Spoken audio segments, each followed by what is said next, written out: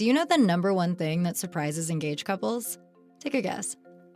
The sheer amount of decisions they have to make while planning a wedding. Indoors or outdoors? How many guests? Are kids invited? Controversial. Which cake flavor? Seriously, how do you even begin to figure out what's right for you?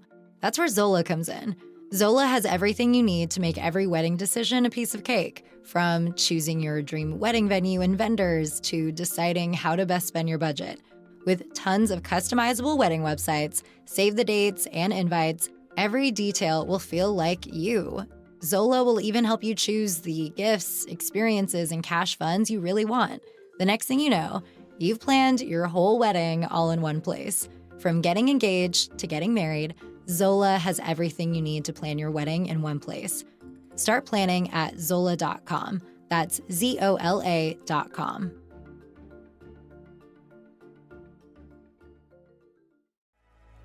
You are now listening to the Someone's Favorite Productions podcast network.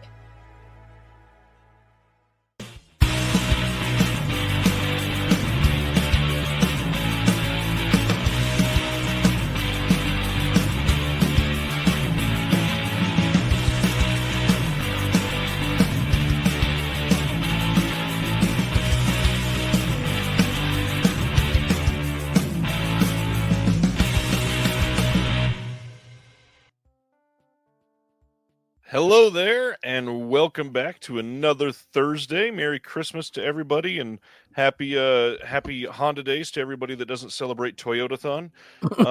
For the first time on a Thursday night, something that I've been wanting to get for a very long time, we finally have the man, the myth, the legend, Mr. Brian Saur. Welcome, sir. Thank you, sir. Too much. But I appreciate being here, and I'm sorry it's taken so long. This is how many years have you been doing this? Just over 3 now. Wow, that's impressive. Incredible. And I think we've been doing that. We've been trying to do this for those 3 years. I know. Well, thank you for having me. Thank you for waiting. I know I will disappoint. Let's go. You certainly will not. We have lots of people that messaged me today, said they were excited for you to be on the channel. Multiple people already commenting that. Excited to have you here. You are literally one of the greats. Established Just the Discs.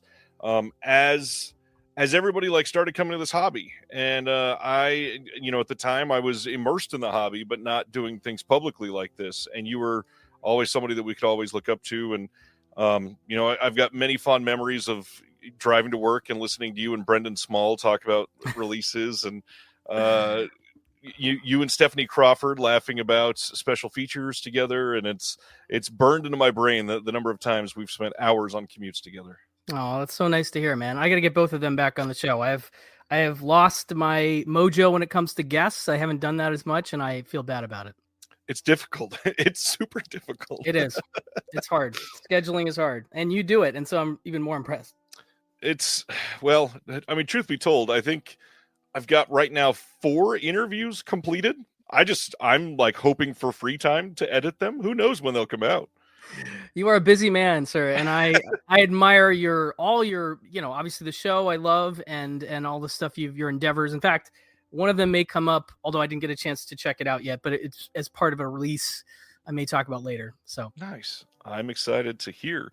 We're going to cover all of our normal segments tonight, go over recent watches, recent pickups, do all the announcements. But something that Brian and I have always tried to do on our respective shows is highlight some of the lesser discussed titles, things that people are overlooking. And as this is literally the last show of 2024, we talked about doing 5 titles that we think are going to be kind of forgotten that came out this year. So we're going to cover some of those. And then, of course, both Brian and I always cheat, so we've got a couple honorable mentions to talk about too. But first, before we get into all of the fun stuff, let's do some promo. Obviously, you've got Just the Disc that most people probably know about.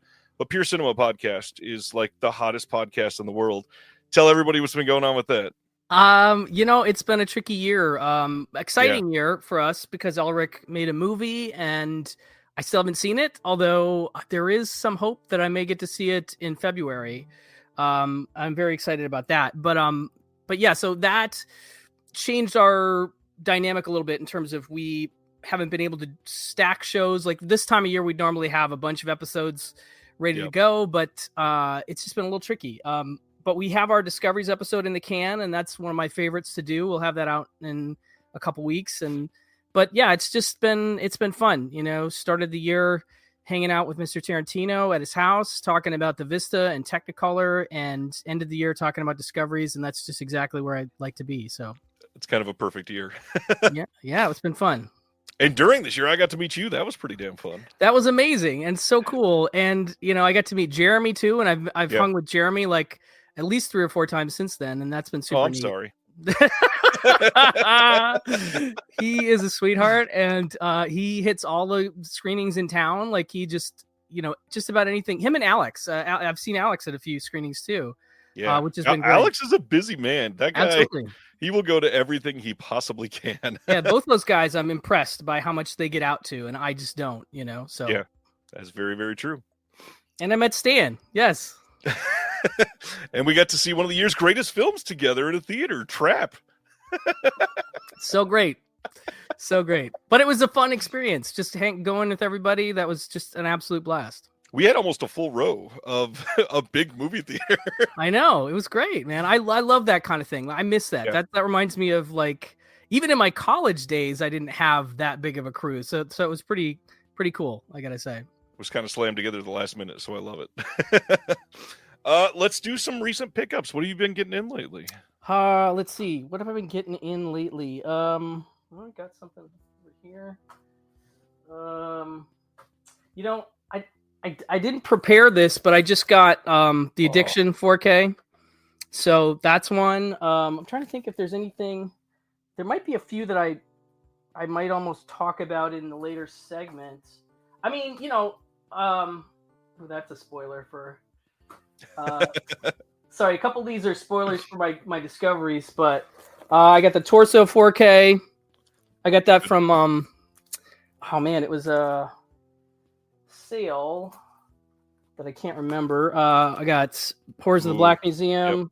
Yep. I got Bloodline, which I still haven't watched. I mean, obviously none of these I've watched.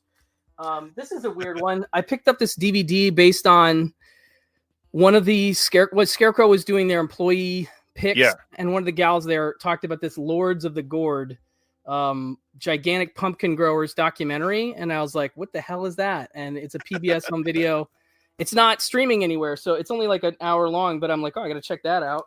Nice. I think you know what, I think I talked about this on the show, but I want to talk about it again because it's great. I got this from Found Footage Film Festival site. This is Mark Borchart's second movie, The Dundee Project. Wow.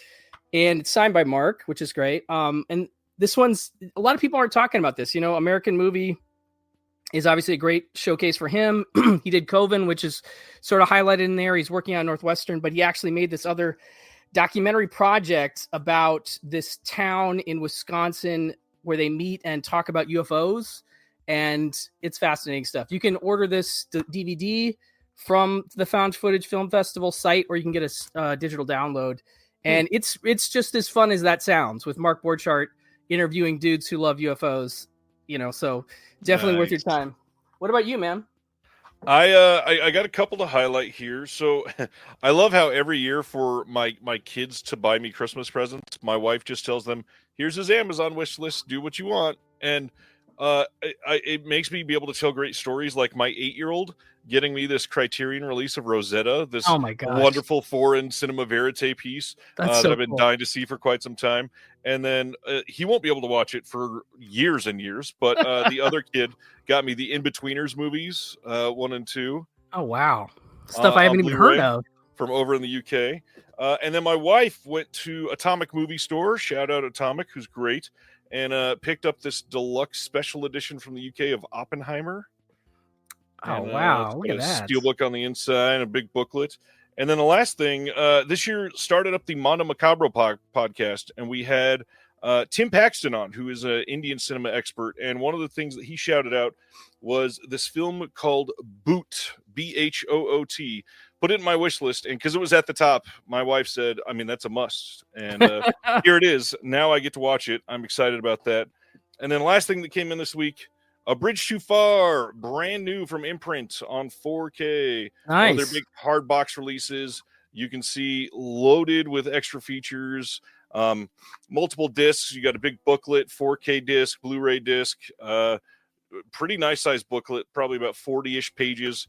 I am stoked to see this huge cast: James Caan, Michael Caine, Sean Connery, Elliot Gould, Gene Hackman. A bunch of people we're actually going to be talking about tonight in many of our announcements. So some really cool stuff. That's awesome. You didn't get Convoy, did you? I did not get Convoy yet. Are we hoping for a domestic 4K of that? That's kind of what I'm hoping for. Yeah, I'm. Kino is kind of following up most imprint stuff, so I'm betting they'll get it eventually. Just the odds are when, and some of them they can't license in the US. So I don't know. It's a crapshoot sometimes. I'm obviously also hoping for Never Ending Story. You didn't pay $200 for the 5 pound? I was thinking about it. It looks great. I've seen enough videos that I'm like, but I don't really need it. But I would like the movie in 4K, so I'm kind of like, I'll wait. Maybe. I would love to do it, but also I'm already out of room. I don't know. I don't know where I would put it. It's huge. You're right. It's gigantic. It's one of those things you need a special shelf for. And yeah, I've got some, but like I also have the Columbia Classics collections taking up that space already. Did you get the Frank Capra? That's the other one people are talking about. I saw Heath praising that on his. You mean this gorgeous set? Look at that thing! Oh my! But it's also so uniquely shaped with this little chin that it's got going on. So it's meant to be. It's meant to sit on your shelf and literally present itself. So the bottom juts out, so you can look into it and be like marveled at the show that you're seeing. And that's crazy. It literally, when it sits flat, it's presented to you. It is such a well thought out design. Oh, man, I'm really, really tempted by that one. It's so much stuff. The only reason I have it is one of the I think it's a front for Alliance Distribution. Their eBay stores. They were doing a buy 2 get 20% off, and it's way cheaper than anywhere else. Oh wow! And it was already lower than everyone else. So another 20% on top of that was like, well, do they still have any in stock? I'm just curious. They do. Okay, we're gonna have to talk about this later. Very good. Very good.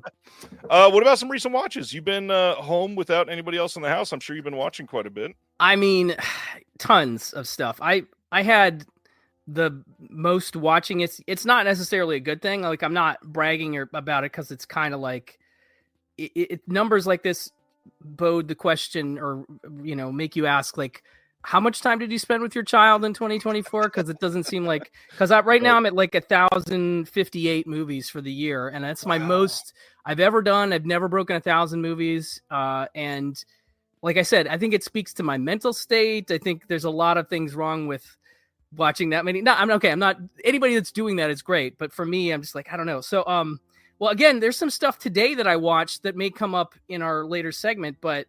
Let me just look at what stands out here for me. I mean, okay, so this is kind of funny. I don't know what brought this on. I think partially because my wife's out of town, right, with my daughter. I told you this story. My daughter doesn't fly, so they took a train to Chicago, which is a 48-hour train ride, and then one way, exactly.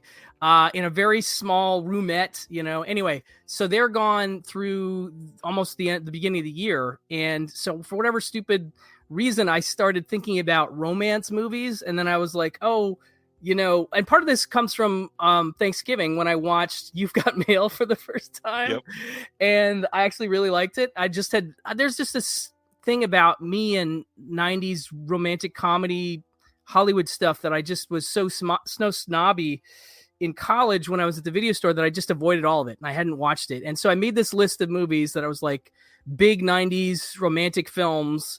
And I started watching some of them. I decided, like, okay, I'll put together this list. I'll try and do one a day. This is something I do sometimes when I'm trying to pass time.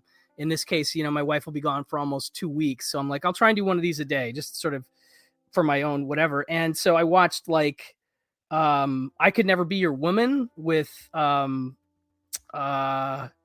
Michelle Pfeiffer and Paul Rudd, who's absolutely adorable in this movie. That one, directed by Amy Heckerling. I'd never seen it. Really, really fun, really sweet romantic comedy.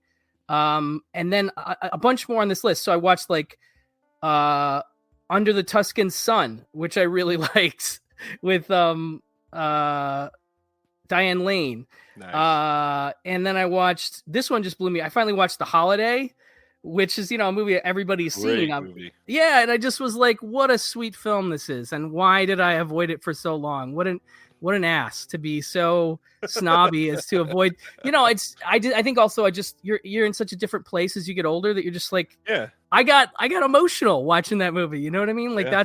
it doesn't help that my wife's not here. So like that definitely was a part of the emotion, but also I'm so susceptible to this stuff. So I've got a bunch more of those that I've been working through, but those are some of the highlights of that I like to do little projects sometimes. We're kind of, because Elric's, he's out of the country on vacation right now. We don't really have we have a new episode, but I'm already kind of ready for that one.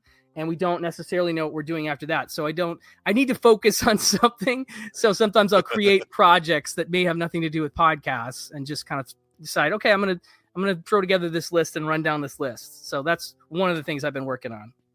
Well, the only watch I had this week that wasn't a Christmas movie, which there was many of those that were watched over the last week, of course.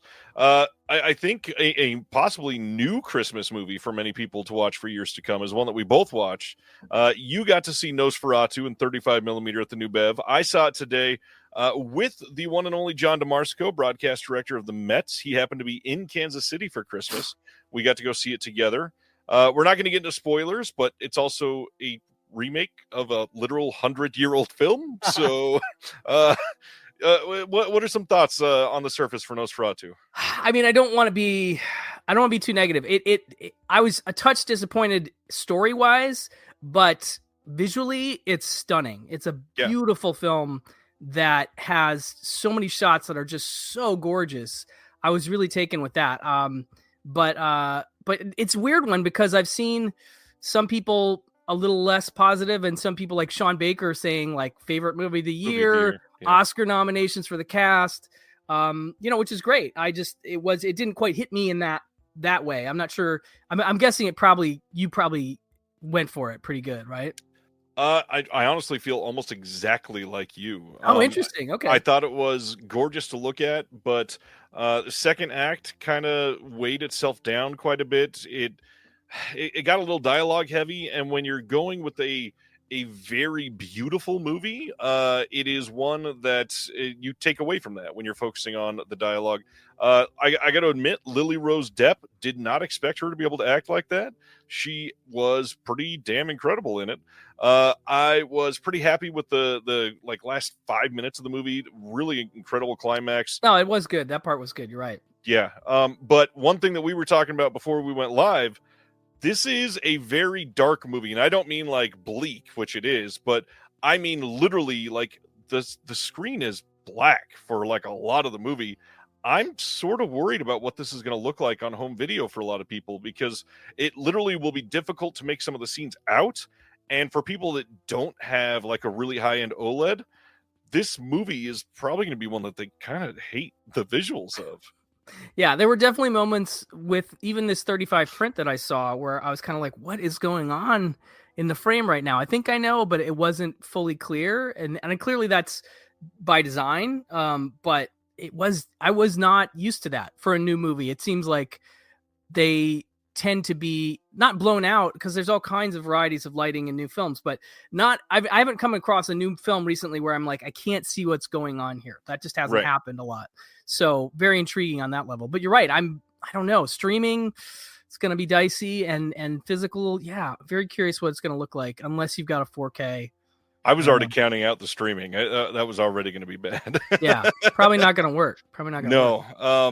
Yeah. There's so much more I want to say about it. And the sad part is like seeing it in a theater. Yes, it's very dark. So I appreciated being able to see that, but I also really think it would have benefited from having subtitles through the whole film for me. There's certain scenes where you could tell like, not speaking over each other, but there's like ambiguous words that they could have been using, and it would have benefited a little bit for me. Yeah, I mean, the only thing I'll say is that like leading up to this, I keep asking everybody, are you a witch person or are you a lighthouse person? I'm a lighthouse person. So when, like, for instance, when Sean Fennessy was on our calendar episode where we talked about this, he said he's a lighthouse person a bit more. and he liked it. So I guess what I was hoping for was something a little weirder, if that makes sense. Like, it's not that weird. Like, I mean, it's I don't want to say it's fully faithful. He's doing a lot of interesting things with the narrative pieces, but ultimately I didn't feel like I was seeing anything I hadn't really seen before. Right. And that was, I guess, for him, I wanted some weirdness, you know. I'm like, make it weird, man. I know you can be weird. And so I guess like expectations were a killer for me, and I was just kind of like hoping for a little more Lighthouse than The Witch. And I don't know The Witch is weird too. So I'm like, it's more conventional than both in that sense, you know. I mean, it is a studio film versus the other ones, which aren't as much. I mean, what did he make? Lighthouse was A24 too, right? Lighthouse was A24. Northman was studio, I think. And I still haven't seen that. Partially for that reason. And honestly, I had a lot of the same thoughts that I do about Nosferatu. Is it felt very polished and very not The Witch or Lighthouse. And for a lot of people, that might be a good thing, as in it was evolving positively. For me, I wanted something much more like The Lighthouse or The Witch. Yeah. And for me, The Witch is still tops. I think The Witch is like maybe top 5 from the last 20 years even. But I would say Lighthouse is pretty close, and then Northman is a few notches down. But Nosferatu, definitely better than Northman for me. Yeah. No, I mean, I would imagine so. I just have a weird aversion to Viking films. I know it sounds strange because I like just about anything. But Viking films weirdly don't always work for me, and I cannot explain it. So I haven't seen a lot of Viking films. I got to give it a look at some point, but if it's more conventional stuff, I don't know. It's just like it's not high on my list personally. And again, like I thought the Northman looked good, just like this looks good. But I don't know. It almost feels too polished to a point. I could see that. Absolutely. Yeah. Too polished, too conventional isn't quite the right word, because it's a pretty dark movie, but still, yeah, it just felt a little more mainstream than I was hoping for personally. But still a movie go out and see it, because my gosh, the cinematography is just incredible. Some of those shots I'm like, wow, it just blew me away. Right. I'm going to put you on the spot now as somebody that is into film and physical media like all of us. What is the thing exciting you about physical media right now? What is exciting me about physical media? That is a good question, and a very broad one at that. And it's meant to be. As we're coming to the end of the year, you could apply themes to the year, but as somebody that's done it for years, why do you and I still do it? What excites you about this? I think what excites me about physical media, in part, I mean, it's tough because a lot of the stuff I'm collecting I have seen, but for instance, one thing that I wasn't necessarily going to bring up because I don't know where it stands in terms of, being celebrated this year, but this Whistler box set, the Columbia Noir #6, probably hands down my favorite physical release of the year. And part of that has to do with this. I didn't know this series of films. So discovery is a big part of it for me, and finding new films is a big part of it, or seeing older films with a fresh eye and a new transfer. Very nice. Yes. Weird aversion to Viking films indeed.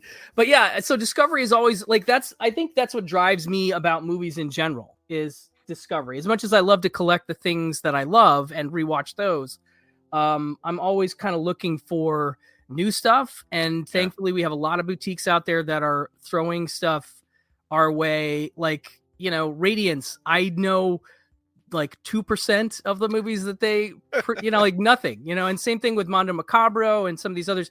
And that's enough even to be almost overwhelming to me, to the point where I'm hesitant to pull the trigger even sometimes on stuff, even though I am driven by this.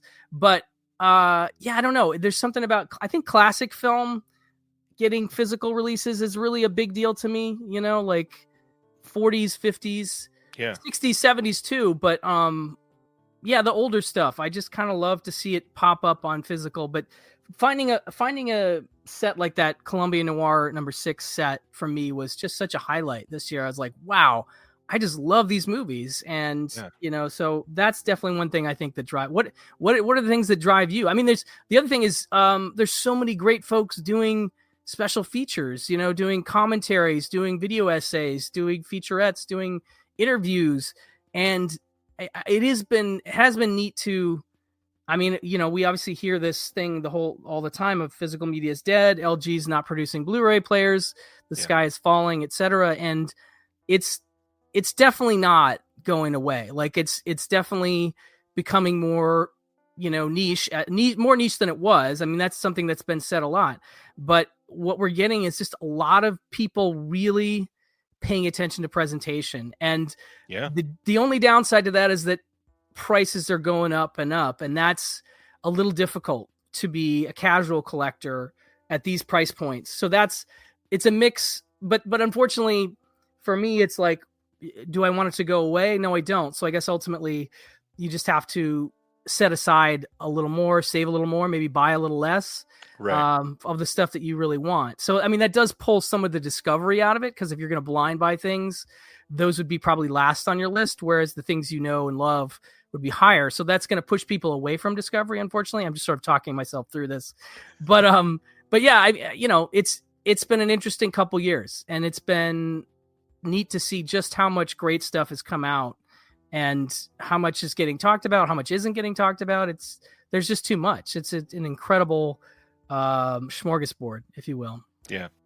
The other thing that goes into blind buying, at least for me, which I know has always been a thing for you because of who you've given attention to and really aligned your taste with, is kind of just that, like finding somebody that that you can trust their taste. Like you and I both have an affinity for Jonathan Hertzberg's taste. Absolutely. Like 97% of the time, what he puts out is going to be something that I go, damn, this is a banger. This is perfect. And that's true for me for Mono Macabro and a couple other labels. Now, blind buying from those, I feel a little more comfortable with, but then you look at somebody that I've been let down a handful of times. I'm like, oh, I spent $45 and I thought this was garbage. That you're less likely to do those blind buys, of course. Yeah, no, it is tricky. And when you get stung even once or twice, especially at those price points, it really does make it hard to be adventurous, which is something I would love people to be more, but I get it. It's expensive. So Hilton is wanting to know if we collect audio commentaries. Is there anybody that every single time they do a commentary, you feel like you want to own it? I don't know about every single time, but I'm sure as hell a Kim Newman guy. I mean, he is one of the greats for sure. You know what? The problem for me is that I'm so busy watching stuff that I don't have as much time to go through some of the commentaries that I'd like to go through. So when I do find something that I really want to check out, sometimes I'll end up just having to rip it to an audio file so I can listen on my commute, so I can like find some time to absorb it. So I don't get enough time to listen, but Kim Newman is definitely high on my list, of folks that I love to collect their stuff. He's amazing. Whoever they pair him with, Stephen Jones or who's the other one I'm blanking on right now. He's often paired with. He's done a few lately. It seems like he's moving more towards like the visual essay side, unfortunately. Oh, that's right. Yeah, you're right. I just heard one with him. I think, actually it's in one of the discs I'm going to talk about. Nice. That was pretty cool. But yeah, no, he's definitely one. What about you? Do you collect specific audio commentaries or? I mean, there's a few. I'm a big fan of when certain genres are covered by certain people. So if it is a classic Hong Kong film, I want to hear Frank Jiang talk about it probably. He has, he speaks very quickly, so he's hard to understand sometimes, but that is a good thing because the amount of information he gets out, and he focuses on some things that no one else seems to focus on, and that is kind of translating to English and to 2024 what was happening in the film. So there are sometimes where jokes are made that made sense in the language in 1986 but mean nothing in 2024, and he'll literally translate not only the language but say, well, here's the context and why that line was so funny and why it's in the movie. And that sort of thing is pretty incredible. Oh, I like that. That doesn't happen very much. That's pretty cool. No. Another big one, Sam Deegan and like Eastern European cinema is somebody that I feel like is a match made in heaven. She's done quite a few of the Deaf Crocodile releases, and her commentaries are legendary on those for sure. Yeah, I mean, Alexandra Heller Nicholas is another one I'm a big fan of. Her writing and her audio commentaries, she's pretty awesome. So, you know, and she and her tastes and mine tend to align in terms of the stuff that she does. Yep. So I always tend to get the stuff she does because it's usually a movie that I want to have anyway. Yeah, she's pretty awesome too. But yeah, there's so many great people doing. I don't want to like make anybody feel bad by not calling Right. out names. Because there's so many great folks doing commentaries, and I know how hard that is. It is, yeah.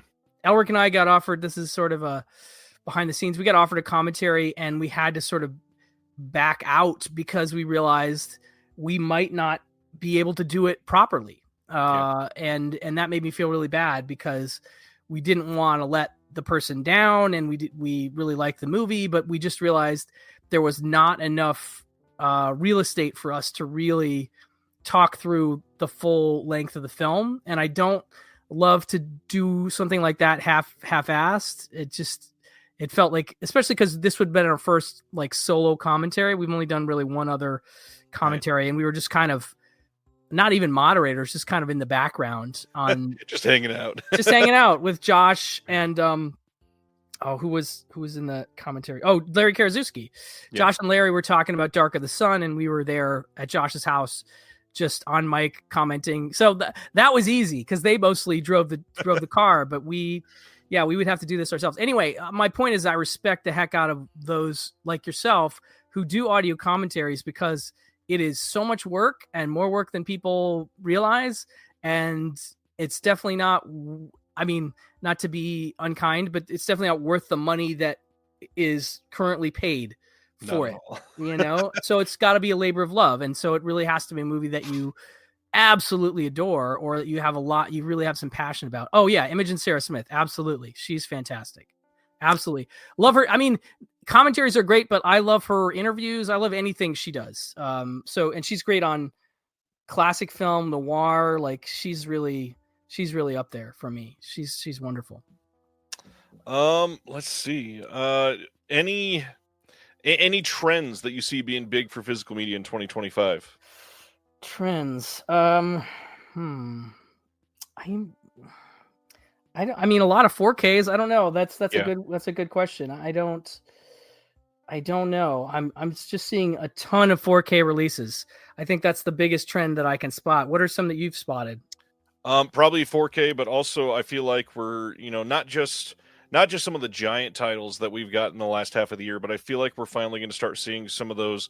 We never thought this would ever come out on HD, going to get released, and it's going to be more and more and more of those because they were successful. And when you can sell 14,000 copies of The Keep in 37 hours or whatever. Wow, was it that many? I had no idea. Well, it was 12,000 limited edition, and then they sold a couple thousand standard edition in that time. Wow, crazy. It's physical media is not dead, folks. That's a lot of copies. That is a lot of copies.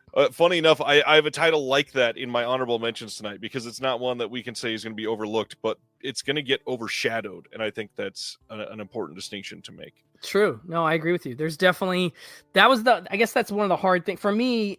A lot of my stuff is just movies that I like that I feel like they're not going to get mentioned not because they're not good discs, but because some people don't know the movies, I guess, right. So, that's definitely, and that's like you say, that's just something you and I like to do. Like, what are the movies we love that we love to talk about? So that definitely entered into my thinking with this stuff. But yeah, that is exciting to see so many films we just didn't think were ever going to make it, to not only get a Blu-ray release, but to jump over that and get a 4K release. Yeah, that is definitely a trend. Getting a movie that, like you say, we haven't seen before on Blu-ray in the States at least, and having that be also a 4K release. Paper Moon, for example. I didn't put that on my list, but that had a Masters of Cinema release, which I had, but now it's got a nice 4K from Criterion, which is very exciting for me. Criterion had like 14 titles come out in 2024 that everybody is kind of just quiet about at the end of the year, but they were all like, oh, this is happening finally. And that is amazing for one label. And the sad thing is it's going to get overshadowed because Vinegar Syndrome did all of that in 1 month in November. They put out like 5 titles that never should have been on disc, and suddenly we have them all. No, it's true. I mean, like Gummo, Happiness, the Albert Brooks movies, Risky Business, I think almost is one of those that I didn't. I mean, that one obviously had been out, so that's Born on the 4th of July. Oh shoot, yeah. There's tons of stuff that you're right. Criterion. I didn't put any of their stuff. I'm a little. I gotta say, I'm just a little bit down on them only because, and you've talked about it before, the lack of any kind of extra supplements when they do an upgrade is just too bad. But I also get that it's a business. I'm not, trying to be overly critical. But I mean, thankfully, when you get a title like, real life, for instance, then Pat Garrett, that's a good one too. But at least they have some stuff to draw from with something like that, But mostly when those 4Ks come out, they are getting some new features with them, which is cool when it's not an upgrade. Speaking of Stephanie Crawford, there she is. Oh, hello, Steph. Very nice. Awesome to have Steph in the chat. No, she's right. It was an incredible year. We really are pretty spoiled in terms of just how much great stuff came out. In fact, there's way too much to talk about on any one episode. In terms of I did my usual 3 videos for. Yeah. In fact, I think I did more last year, but I felt like there was as many or more. And part of putting this group together of stuff that's overlooked, some of it is stuff I've talked about in other videos, and then other stuff I was like, oh my god, I forgot that. How could I have forgotten this? And so some of those would be like questionable. Did they get mentioned enough? Because that's the other thing, I haven't seen enough. Did you do a top 10 yet? Because you did, I didn't see it yet. I've been hesitant because everybody for the Shelf Shock Rewind Awards is nominating titles right now, and I don't want to color anything or make it seem like I'm giving out some of the behind the scenes info. So no, that'll be great when you guys do that. That'll be cool because that always is a good indicator of what was liked by people, and so that'll be cool. But yeah, I feel like some of my go-tos, I haven't seen their videos or I haven't heard their top 10s yet. So I guess I don't have my finger on the pulse as much. Yes, the Iraqi set, also a big one, huge to get that finally. And the Hitcher, my God. Yeah. That's one that I wasn't going to bring up because I feel like we've been waiting so long, and in our circles, everybody knows and was excited, but totally lived up to everything I hoped it would be. Just that, the interview with C. Tommy Howell alone is pretty fantastic. He's an interesting dude, and he's got a lot of stories that are pretty great. Just that. And then of course how great it looks. But yeah, just like that's another example of a movie that like, is it going to happen? We weren't sure. And wow, it did. And it's amazing. So yeah, incredible. Really 2024 is pretty great. I got to say, I'd probably give it the edge over last year. And that's exciting because, it still feels like there's stuff in the tank in terms of this, and I hope that it continues. I really do. And I believe that the physical media community is strong. Just going on a place like Blue Sky and seeing how physical media posts blow up, just another article came out today about physical media that people are posting about. And that to me really speaks to how folks feel about it and how they don't like the idea. Oh yeah. Looking for Mr. Goodbar, obviously,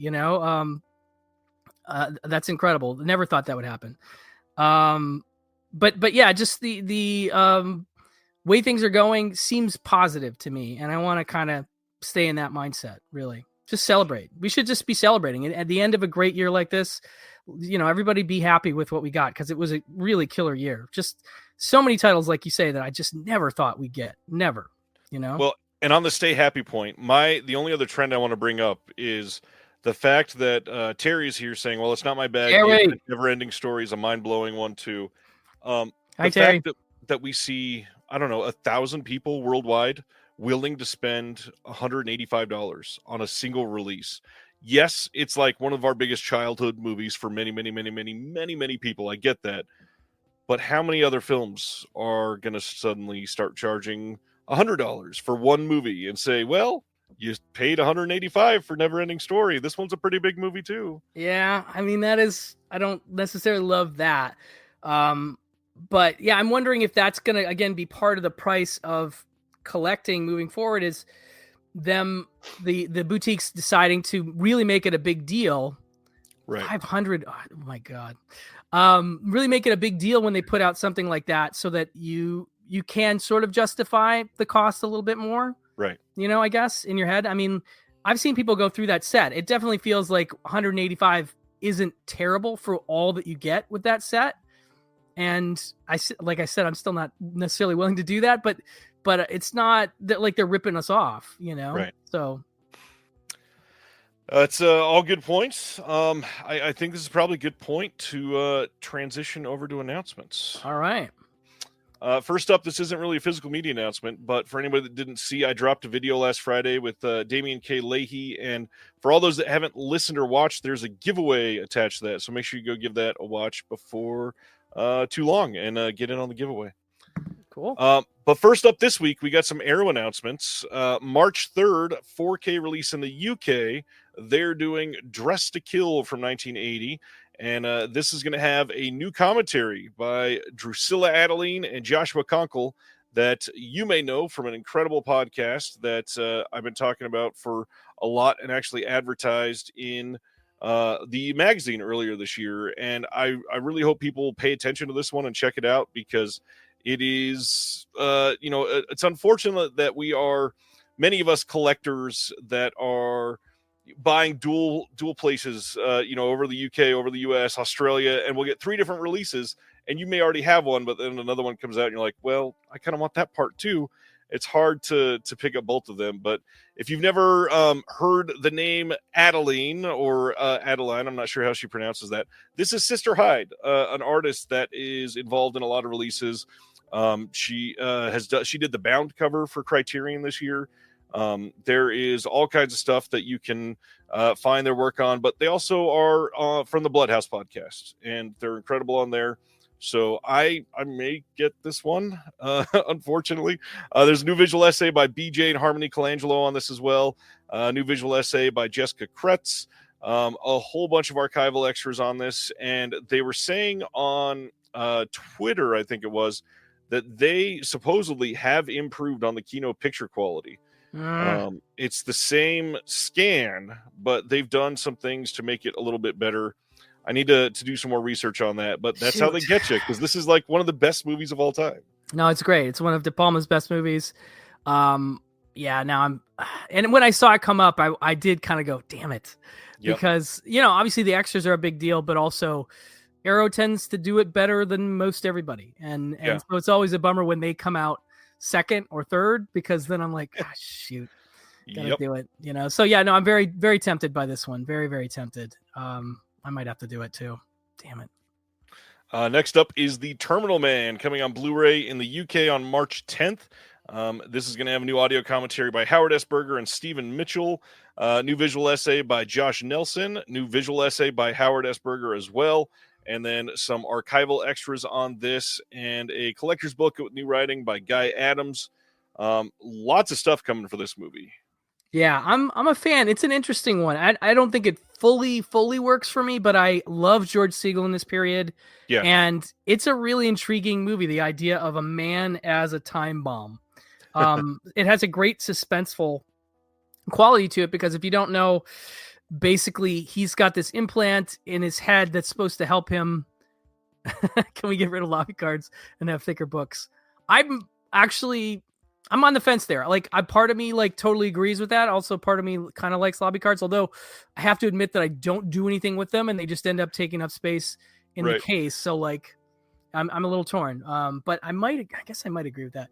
But yeah, so he's got this thing in his head, and he has this cycle that he'll basically freak out and kill anything he's in the room with at certain intervals. And so you're kind of watching him. He's wandering. I think it's San Francisco, maybe. He's wandering around the city. And so when you realize the time is coming when he might have an attack, you just immediately oh my God, this person he's in the room with has no idea. And he can't even control it. So he will go from just having a nice conversation to suddenly just freaking out. Exploding, so it's a really interesting dynamic of tension about it. But I have the Warner Archive Blu-ray, which of course doesn't have anything on it. So this is a little tempting. I got to say, a little tempting too. I'm torn. Totally get that one. Let's go to the next one, which is a masterpiece. They are doing Don't Torture a Duckling from Lucio Fulci on 4K. This is coming on March 24th in the UK, March 25th in North America.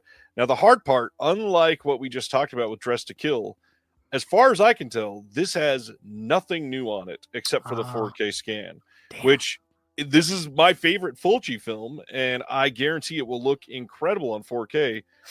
But nothing new. That's kind of difficult. And then the hard part, they're doing the UK and the US, so we can't even say somebody else will do a better release. Oh, shoot, yeah. Yeah, this one's tough. I'm a fan of it. Definitely. I totally get it being your favorite. I tend to lean towards sleazier Fulci personally, but like it is quote unquote one of his best movies, you know, like, and I don't mean quote unquote like not objectively, like it really is one of his best films and one of Elric's favorite.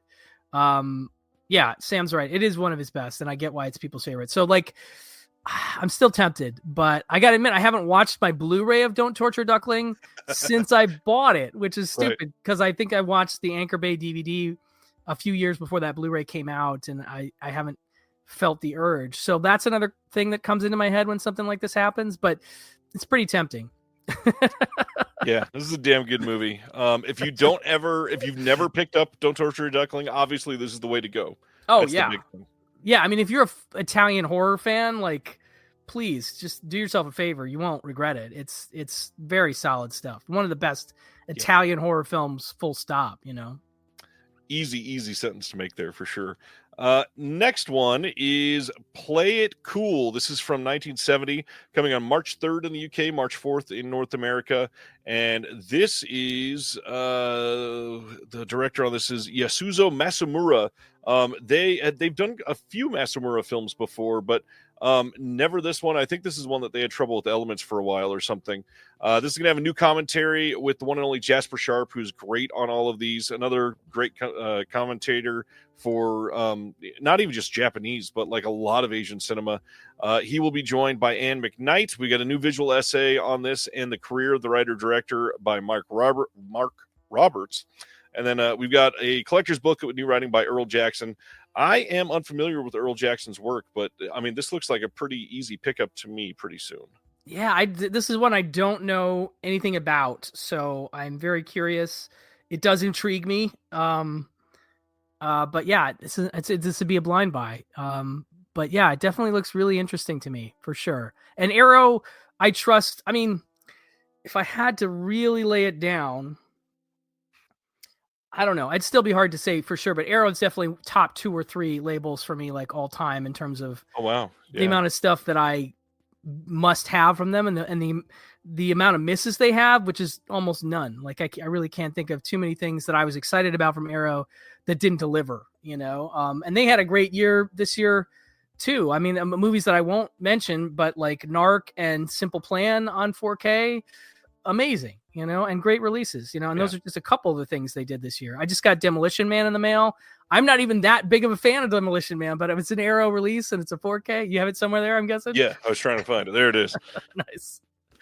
Yeah, I almost watched that yesterday. But yeah, I mean, it's just like when they do something, and then the Shawscope sets, like I'm just so far behind watching those that I didn't pick up the new one, but obviously I saw Dave at Snips Movies did his list and he put that on there, rightfully so. Dave Wayne put it on there, and yeah, I mean those are great sets. So I mean, anyway, not to get too off topic on Arrow, but the reason I trust them is because they do such a good job with their stuff. So that's a reason that I would consider this one, even not knowing anything about it. Yeah, and you know, after talking to James Flower on the show, there's a lot of people that are, you know, very much draw a line in the sand and say after the Hut Group purchased them, everything went downhill, and I don't truly agree with that. I mean, it's clear that they definitely went for some more commercial titles, which you can say is a good thing or a bad thing, and I would totally understand either argument there. When did that sale happen? Oh gosh, that was probably a while ago now. 2022 or 2021 even. Interesting. I see the demarcation there a little bit, but they haven't really, I don't want to say they haven't disappointed me. I mean, there are definitely months where months where their slate comes out and I'm a little less excited, but there's almost always at least one title that I'm like, well, there's the one I got to get. And I can't really say that for that many labels, they don't always, I mean, Kino does it differently. So they're just constantly bombing us with stuff, which is great. And there's one of my all timers in the list for today that I was super excited to see get a 4K upgrade. Yeah. But yeah, I mean, in terms of like the ones that do monthly announcements, Arrow almost always has something that I want to check out. I want to get, So, and then, like you said, Kino announces 23, and damn it, you'll like at least one of them. Exactly. I mean, their average is actually a little higher than I would have, considering how much they announce. It's higher than that for me. But yeah, I mean, literally last year, I think they were 3 or 4 short of 250 titles for the year. Gosh, like I think it was 247. Wow. And with that happening, even if you like. I don't know, even if you like 30 of those movies, that's a pretty significant number compared to most other labels. I mean, based on that, and when I think about it, I definitely own more Kino than almost anything because of just how much stuff they put out and how much of it is actually pretty cool stuff, especially the stuff they're upgrading. Put that one up again. What was that comment? I'm sorry, I missed the. Erica from Unsung Horror says, today I learned that Brian's ancestors were hurt by Vikings and he doesn't use the 3 seashells. These things are both true. Very nice. Well, hello, speaking Erica. of titles from Arrow that everybody wanted on 4K, let's talk about Deep Blue Sea from 1999, getting a 4K on March 17th in the UK, March 18th in North America. I mean, I haven't pre-ordered it yet, but I probably will. I gotta say, it's a fun movie. Yeah. This is one that was interesting because I remember when I first started working at the video store, Laser Blazer. Yes, that seems like a wasted opportunity. Deep Blue Sea was one of the first DVDs that I remember coming out. So I think it was even one maybe they gave away with players. I can't remember. That makes sense, yeah. I can't remember. It was pretty early, but it was definitely one that we watched on the TVs all the time. And the Sam Jackson demise is certainly unforgettable. I'm wondering how this is going to look in 4K with some of those digital. I mean, it wasn't something I thought about until this moment, but I do love shark movies. I have a weird affinity for shark movies. So, this seems like something I'm going to probably end up getting, This is one I kind of want to wait for a review from somebody that is a stickler for the technical side of things. Mm-hmm. I definitely want to see what people think because the CG in this looked really bad in DVD and Blu-ray. The funny thing is it won't be worse in 4K, obviously, but everything else around it being gorgeous will make it look worse. It's true. And so it's definitely something I'm worried about. We watched this as part of my Patreon. We do a watch along every month, and we watched this one, I don't know, a good 8 or 9 months ago, and it was fun in a group, but I just don't know if I need it with 4K. No, it's a fair point. It is definitely more of a group watch kind of movie than watch by yourself kind of movie. In fact, yeah, I would, if I was going to watch it, I would definitely want to watch it with my daughter or with somebody. Right. It's definitely that kind of movie. I just watched Driven, by the way, for the first time. Oh, nice. It's which is interesting. I guess I don't mind Rennie Harlan. I actually had a small Rennie Harlan run because I rewatched Die Hard 2, which did not hold up as well this time for me as before. But yeah, Driven was interesting. Definitely not great, but interesting. Deep Blue Sea gets a new commentary by the screenwriter Duncan Kennedy. Another new commentator by somebody Rebecca McKendry. Very nice. We got some archival interviews and commentaries on here, and then some new interviews. One with the production designer William Sandel, a new visual essay by Trace Thurman, some archival featurettes, optional commentary on some directed deleted scenes with Rennie Harlan, and then a 60-page book with new writing by Josh Hurtado, Jenny Kermode, and Murray Leader, plus some previously unseen production art and designs. That's pretty fun. Yeah, it's a great package. A lot of stuff coming from this one, and I hope it makes people happy because I know it's a lot of people. It's like one of their. I hate using the term guilty pleasure, but guilty pleasure whatever. Movies. So bad it's good. Those terms I'm not a fan of either. But it has a very loyal fan base, you could say. Absolutely. Next up is one from overseas. In the UK, the BBC is doing Doctor Who: The Collection Season 7 from 1970, and they're just slowly churning these out. They're not really going in order, but there is a bunch in this package. Check it out. There's also some other new Doctor Who things available on Zavvi. I'm trying to do some research because there's not a lot of info out there yet, but I will be posting those as soon as I get some more. I know, just in case you're wondering, they are doing the Savages, which is, gosh, I think it's from 1966, and they're doing a steelbook for it that you can pre-order now, but more info on that to come. Check out the big brains on sharks. Very nice. Just looking at the comments. Next up is a replacement program. Last week I talked about that people were reporting a visual discrepancy on Looking for Mr. Goodbar. Looks like they will be putting a replacement out. If you purchased it from Vinegar Syndrome, they will be giving you a replacement disc on their own. You don't need to sign any forms or anything. However, if you bought it third party, you're going to want the replacement disc. You got to email them and show them your proof of purchase, and you will get that replacement disc. So does it freeze up? Like, what's the hang up? There's some visual glitches that happen for just a minute, and it's not very long, but it's super noticeable. You have it happen for you? Oh, it's literally for everyone. It is okay. It is in the digital file on the disc. And the I sad thing is, sorry. No, go ahead. Well, I thought it was saying certain players, certain people, but it sounds like it's not that. Yeah, it is. It is not that. The only big thing, I believe, let's see, if you have Dolby Vision enabled is when it shows up. But if you don't have Dolby Vision, it doesn't happen. For a good 4K disc, most people are wanting Dolby Vision enabled, so that makes sense that they would replace it. Yeah, and I'm glad that they're doing that they've stopped a long time ago with the, like, you got to write us and let us know, and they're doing the automatic. That's just so much more the right thing to do, which is great. So, got to bring up though, there's a lot of people upset with the, and I'm gonna put some people on blast here, but not by name. The people saying they need quality control, like none of these labels are testing for quality control. What's your take on how we're getting seemingly more and more disc replacement and errors happening right now?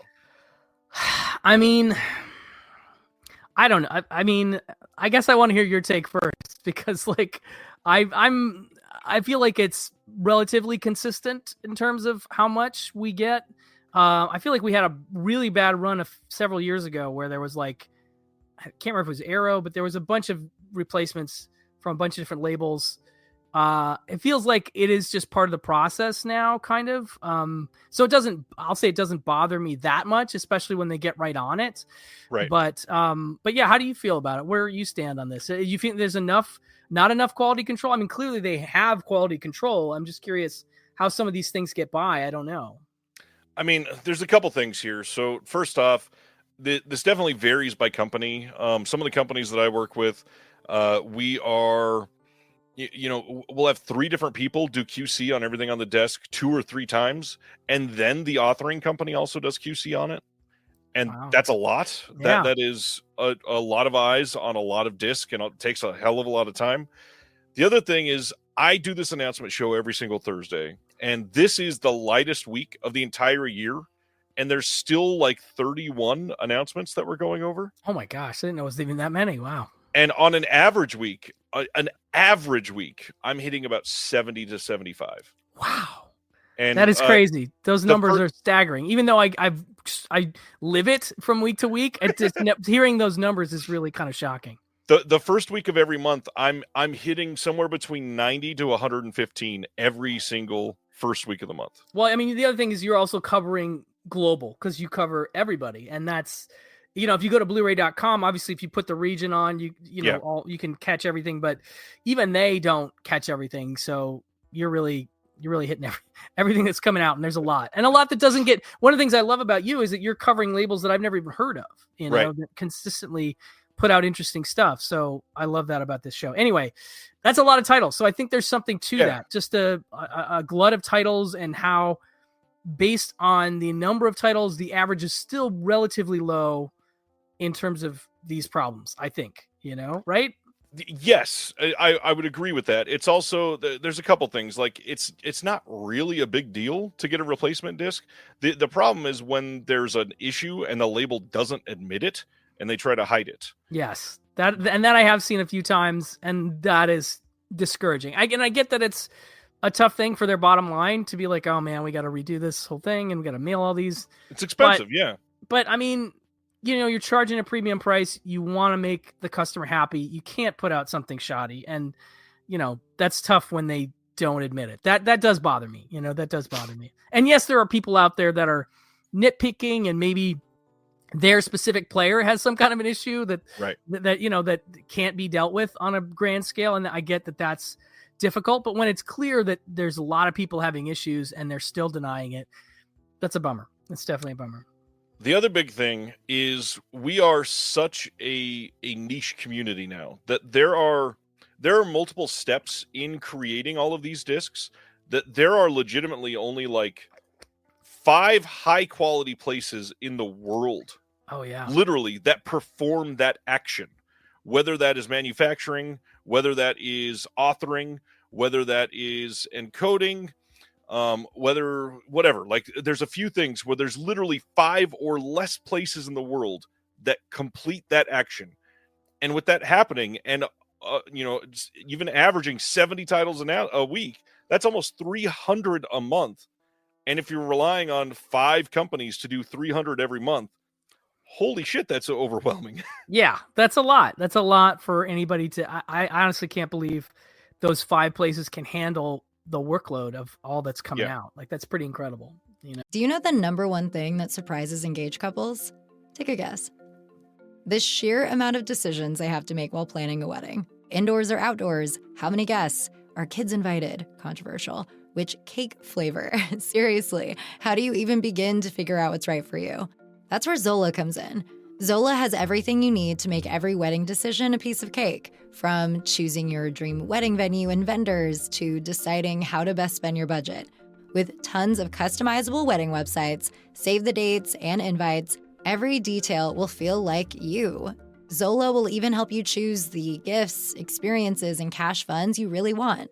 The next thing you know, you've planned your whole wedding all in one place. From getting engaged to getting married, Zola has everything you need to plan your wedding in one place. Start planning at Zola.com. That's Zola.com.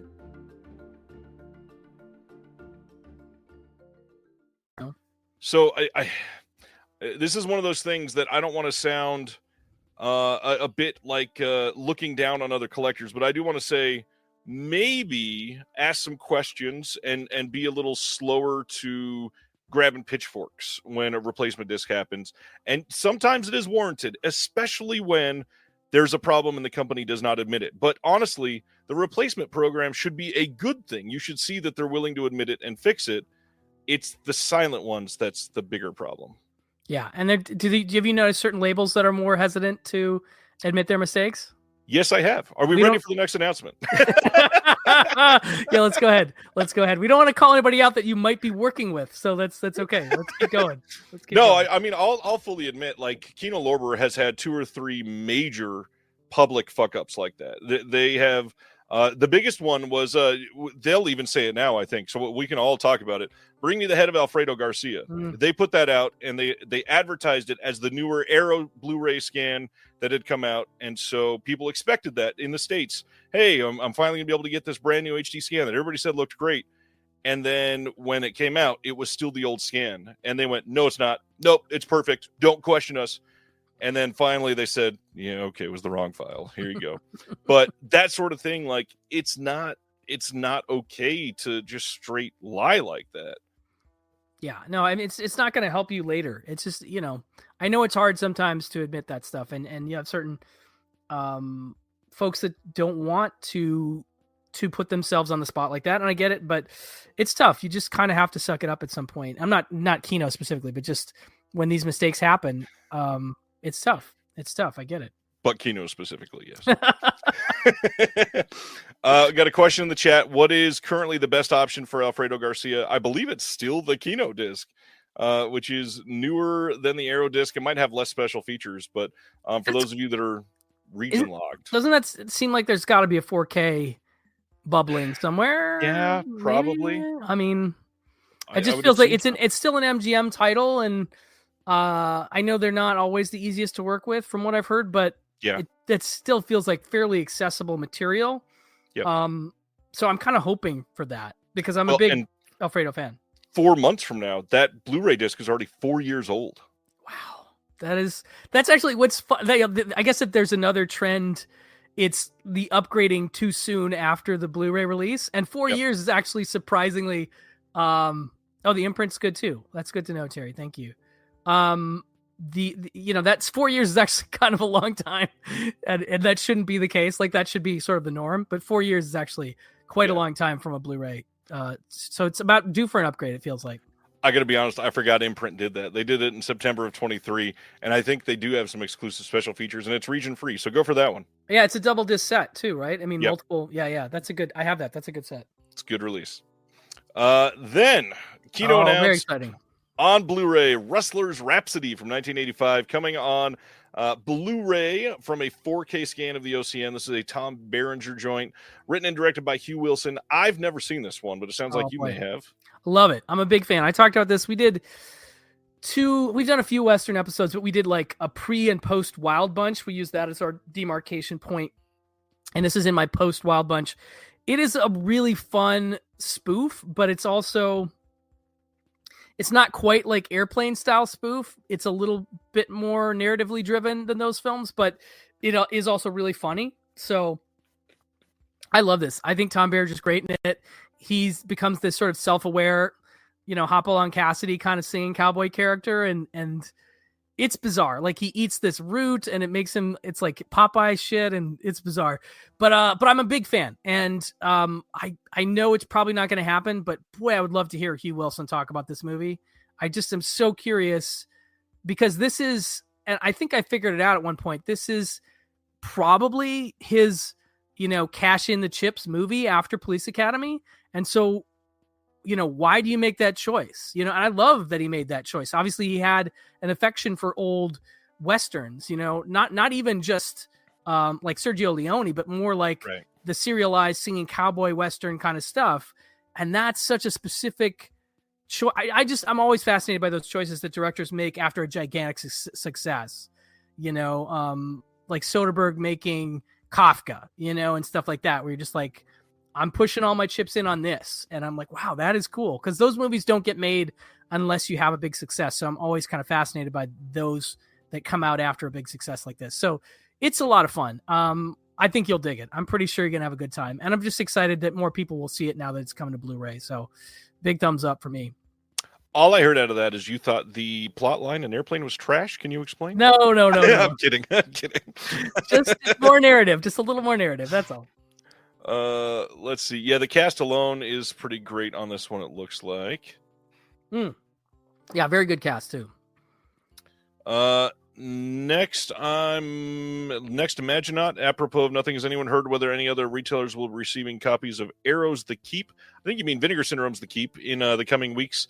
Yes, Diabolic DVD is getting some in. They should be going up soon, but they're probably going to sell out in like 26 seconds. So yeah. Definitely keep an eye on their socials real close. Yeah, they will be announcing something on it soon. Jesse was posting about that today. Prophecy from 1979, getting a 4K from Kino here soon. This is a big one, directed by John Frankenheimer. I know that there's a lot of people that think this movie is awful, but there's a couple things I'm excited about. One is, as you can see in the comment on this post here, everybody on like all the Vinegar Syndrome social media is always guessing that a Prophecy 4K fits all of the clues they're giving. And now we can stop speculating. Kino has it. Vinegar Syndrome will not be putting it out. Now, the other thing, this movie is actually really great. This has like one of the most fun kills of all time in it. But what do you think of Prophecy? I'm a fan. Definitely a fan. And who's the director? Is it Tom Eberhardt? No, I'm blanking. Gosh, there's a great story that was on Elric's old podcast, Killer POV, where I want to say it was like Tom Eberhardt or somebody that went on to direct movies was the guy in the bear suit. And he is like he has a great story about giving Frankenheimer like directing advice while in the suit on the set. And Frankenheimer surprisingly not losing his shit on him publicly, like taking him aside and losing his shit on him. But Frankenheimer's a notorious yeller, like a guy who did not suffer fools at all. And you listen to him talk for 5 minutes, you're like, oh, this guy doesn't fuck around. He's not going to listen to some idiot in a bear suit telling him what to.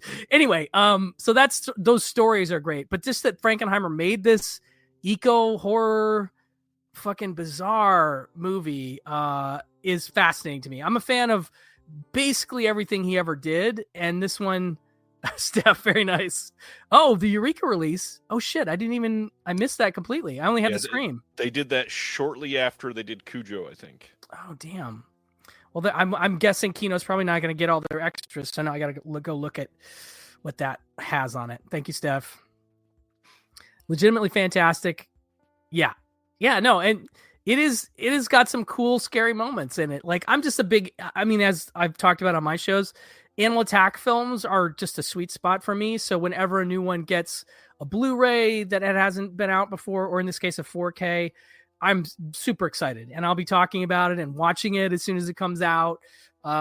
This is very cool. I mean, some will say it's a little cheesy in spots and such, but ultimately, I don't know. This and Orca both have a sort of similar, like, mother defending baby kind of thing that's kind of going on that I kind of like in these eco horror sort of movies. But yeah, it's super fun. Animals Attack Vikings. I would actually watch that, Aaron. I would definitely watch Animals Attacking Vikings, but it'd have to be definitely a heavy animal attack on the Vikings. Well, and I'd like to know going into it who wins, the Vikings or the animals. I got to say the animals would have to win for me to be really on board with it. Exactly. I got to be invested. This is pretty exciting. March 25th, Paramount putting out Tommy Boy on 4K for its 30th anniversary. Wow.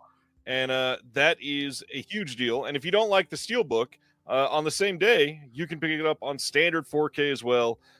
We don't know if there's any new features yet. I don't think that was revealed on Amazon, which means probably nothing new. Yeah. But, I mean, it's Tommy Boy.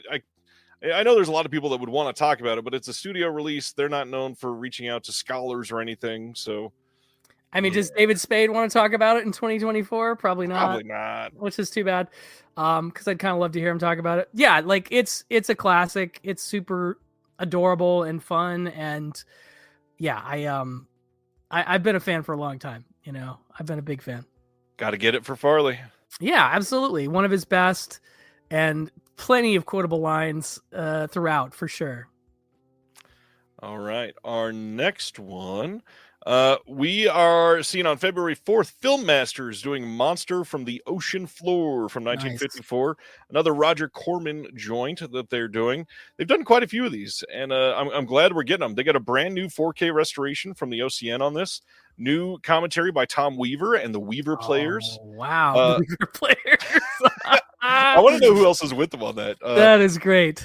New interview with Justin Humphreys on the career of Bob Baker, and then archival interview with the producer Roger Corman about his early career, which will be a great archival interview. I'm sure we've had it elsewhere. But there'll be an illustrated booklet with an essay by Tom Weaver as well. Film Masters. They do a lot of really fun work. Have you checked out many of their discs? Not enough, to be honest. This is the year when I started to check them out. In fact, spoiler, I have one of their discs in my not talked about enough stack. I almost grabbed one too. You know what it is because you saw my picture, but yeah, the Creature with the Blue Hand is one that I'm really been circling for a long time and want to check out. But they really seem to do right by the restorations and the extras, and kind of, I don't know, like feel like they're flying a little under the radar. Do you feel that too? Like, I'm considering everything that's coming into these. Yep. Yeah, see, Terry knows what's up. Like, it's these guys are good. They're really doing a nice job. And I want more people to check out their stuff because I'm just now getting into it, and I feel bad I haven't been able to highlight them as much as I would have liked to. So this seems like something I totally want to check out.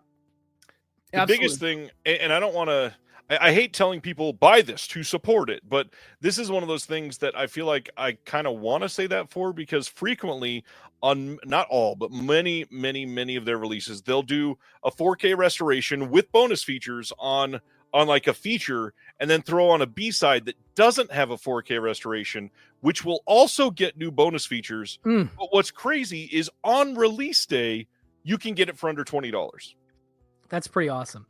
And the fact that they're taking sometimes those notorious public domain titles, and cleaning those up, and that I know is a tough scenario because Oh, freebies through their YouTube channel. Didn't know about that. That's cool. I gotta check out their YouTube channel. They do visual essays, and then I think they release full film restorations on there that they own rights to. There's something people need to do. Subscribe to that channel and get a sense of what they're doing before you buy if you want. But everything I've got a couple of their discs, and I've been very impressed with the work they're doing so far. They're like an up and comer for me in terms of stuff that I want to start checking out. And each of these new titles, I want to say like every other title they announce is one I want to get. And not to say that I don't want to get the ones I'm talking about, the others, but there's just lots of interest. Like Salt of the Earth is so different from Monster from the Ocean. Couldn't be more different. And they're doing that. And then they're doing one like the title I'm going to talk about later that's different than this. So it's not just old classic monster movies, which I totally get why they're putting their sights on these, because this is stuff people will buy. Right. But they're doing more than that. So just keep an eye on them, I would say. They're great work. I mean, really not substandard by any stretch of the imagination, like really, really solid stuff. So check out Film Masters is all I can say from my point of view. I agree fully.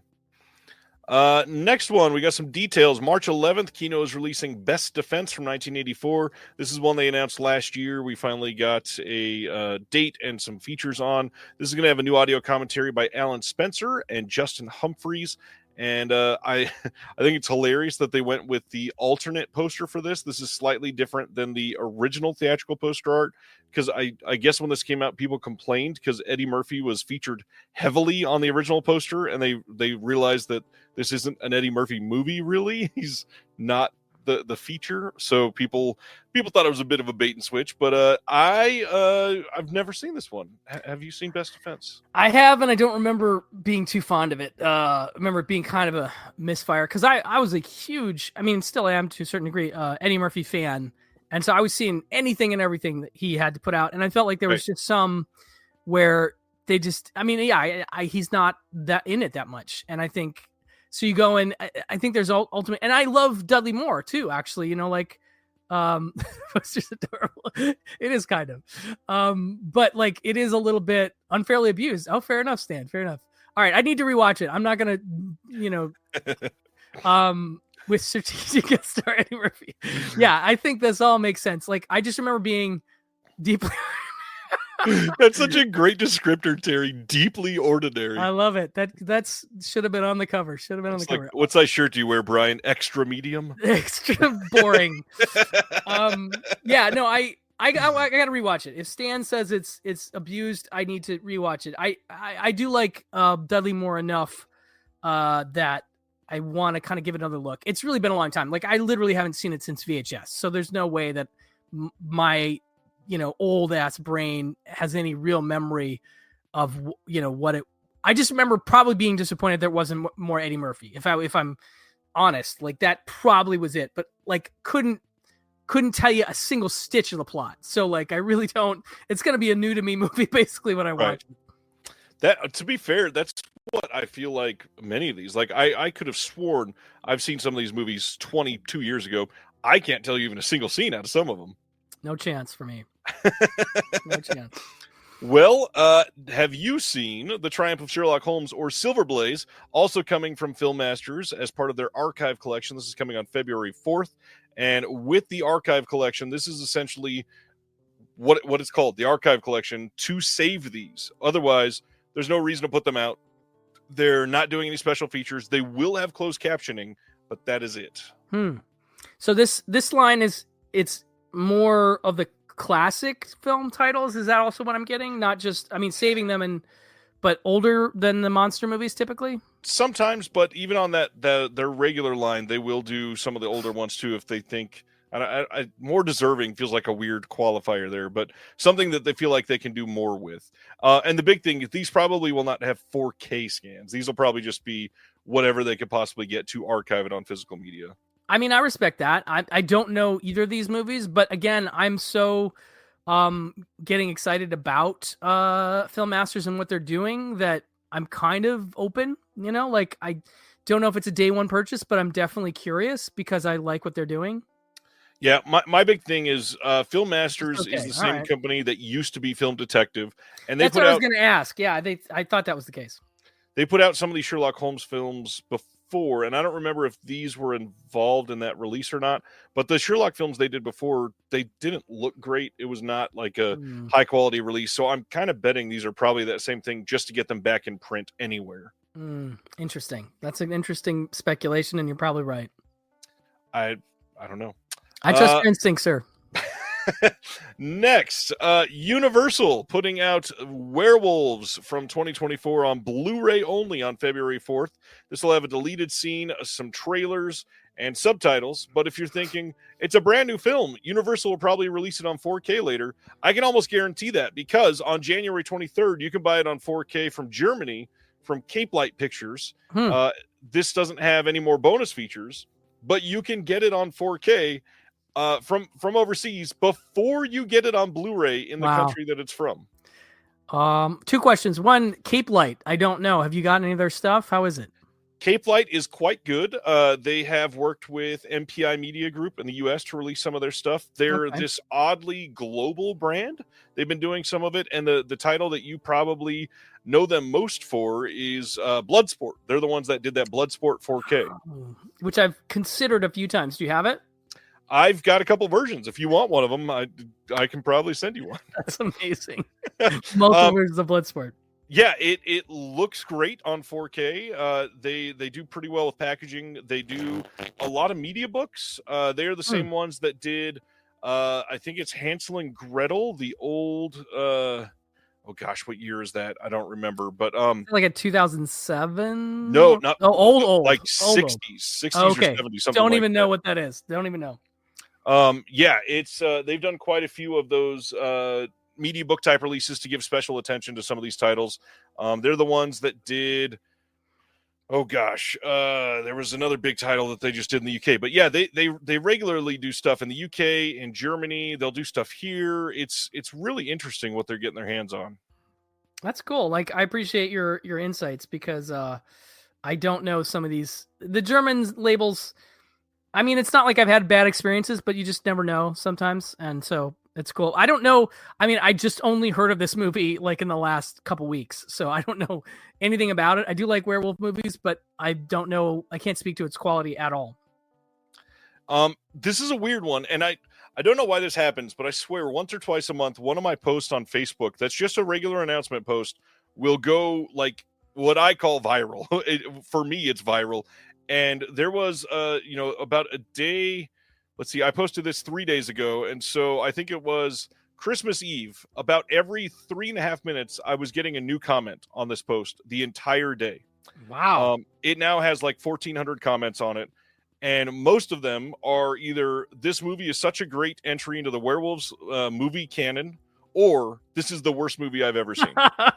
Okay, that's great. Can glean nothing from those 2 polls, really. So I don't know what to take away from One thing that is surprising, this supposedly leans very heavily on practical effects, which is pretty rare. Like that. Definitely like that. Okay. No, I mean, I'll watch it. I'll definitely watch it at some point. I'm not going to shell out for physical release until I have some idea what I'm getting into. But that's very intriguing that Universal's got this deal with overseas distributors or whatever is happening, where you get a 4K before you can get their Blu-ray domestic. Well, and now we'll probably get a 4K from Scream Factory in like August of next year or something. Yeah, that could happen. All right, that is Werewolves. Next up is Sonic 3, the big theater hit again. You can get this on 4K, Steelbook Standard, Blu-ray, and DVD coming soon. You can already pre-order the Steelbook, and this is one of those movies that is a shockingly huge hit, and I could see the Steelbook selling out long before this ever gets released. I mean, this is a tough one for me. Not tough at all, actually. I'm pretty good friends with one of the writers of this. So it's one of those things where, I'm not fully unbiased. I saw it in a theater invite from Josh to go and hang with a bunch of people that he knows. Nice. And I had a drink with him afterwards. And so I'm so happy for him. I'm just so happy that Josh Miller, my friend, he had the #1 movies in the country. And such a good guy. Like, I'm just a big Josh is just a great dude. Like, I'm just a really Yeah. big fan of him. He showed me something that I know you would be fascinated by. I can't remember which disc it was, but he was showing me this picture he had on his phone. Either somebody had sent him or something, where it was like an old special feature from one of the Sonic discs. And they had him and his co-writer, Pat Casey, sitting there, and they misnamed them. He's like, this is how much Hollywood respects writers. He's like, I know this isn't Hollywood, but this is so perfect because their names were switched. And I'm like, oh, it's not a joke. He's like, no, that wasn't a joke. They didn't bother to check who was who, and they just put the wrong name on. And I just thought that was so funny that I got to go find that special feature. But he's like, yeah, this is the kind of respect we get in Hollywood. My avatar is actually a Sonic doodle a good friend drew, and that's really interesting. Wow, I wouldn't have called the old that ugly out. Sonic face, I think. Yeah, but so anyway, I thought I had a lot of fun with it. I'm kind of aged out, of these kind of movies because my daughter doesn't watch them anymore. Although I did rub it in her face a little bit that, hey, I'm going to go see Sonic with the writer of Sonic, because she went on this trip and she's like, Dad, that's not cool, So I think she will want to see it. This is kind of a franchise she's grown up with. So I may end up getting this because of that. But it's super fun. If you haven't seen it, Keanu, I mean, come on. Jim Carrey in a dual role. I fucking love dual roles. So I'd legit get the Sonic release if they had writer-director comedies. Commentary. Yeah, no, I want a commentary from Josh. Although Josh has done a ton of interviews. If you look on YouTube, there's a lot of folks interviewing those guys. They've been really made themselves available. Nice. For interviews and stuff. So I'd love to get a commentary from Josh, just because I think he's a podcaster that I like. If you don't listen to his show, Best Movies Never Made, I highly recommend it. It's him and my friend Steven Scarlatta, and Steve and I go way back. Like, Steve and I go back to 14, 15 years. We used to listen to Gentleman's Guide to Midnight Cinema together, and I saw Steve at the screening. Anyway, great podcast, but Josh is great. So I recommend anything he's involved with. So definitely pick this up. It's super fun. It's a super fun family comedy adventure movie, like it's a fun series. Need to see it. My kids keep asking for it. Next one up is Levels. This is coming on March 4th on Blu-ray from RLJE. This will have a behind the scenes of Levels, a trailer, and a descriptive audio track. Supposedly, this is actually supposed to be pretty good, even though I heard literally nothing about it all year. But this is coming out soon. Huh? Yeah, this is one. I'm a regular haunter of the Voodoo Fandango at Home, like Tuesday releases. So when new stuff gets announced on Tuesdays, I'm actually checking it Monday night at 9:30 to kind of just see what's up. Like, I bought The Order, just came out this week, and everybody's talking up. Have you seen The Order yet? No, we're going to talk about it in just a little bit. Okay, great. Well, I haven't seen it yet, so that's one for this week that I want to check out. But I saw that pop up, and I'm like, oh, people just keep talking about this. I got to check it out. So this is what I'm getting as I saw this pop up, and I was like, what is that? I don't know. It looks interesting, but I have no data, no confirmable data about it. Nothing at all. Zero. All right. Next is February 4th, a Walmart exclusive 4K steelbook of Blade, the original from 1998. This is literally just a reprint of a steelbook. This is one that sold out pretty quickly when it went at Best Buy, I believe, and you can get this pre-ordered now. Haven't seen this in a minute, so I'm due to rewatch it very soon. The rumor is we might get 2 and 3 on 4K this year. Exciting. So if that's the case, they're going to give us a 1, 2, 3 set. So I'm not clamoring to get this, but yeah. Cool. Another one of those, Evil Dead Rise getting a reissue of a steelbook. This is coming on February 18th as a Walmart exclusive. Now, the big thing is it looks like this carries over the exclusive bonus features that were released in the UK and not on the US disc. Oh. So there may actually be a reason to pick this one up if you are super into the Evil Dead franchise, which, if I know everybody watching, most of you probably are. And I am too, but shamefully have not yet seen Evil Dead Rise. I'm embarrassed. Oh. I missed. You did what? It's, first off, it has one of the best title screens ever in film.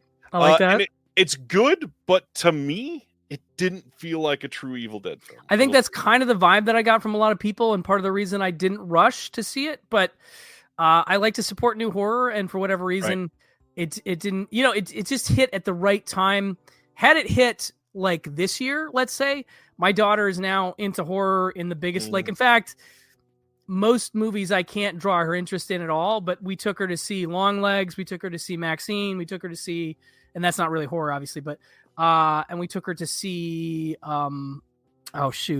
Cuckoo at the Vista this year. And so if this had come out this year, I would have taken her to see it. So if another Evil Dead movie comes out in 2025 or 26 or whatever, I'll probably be more likely to see it. Evil Dead Rise feels like Evil Dead meets Demons 2. Wow.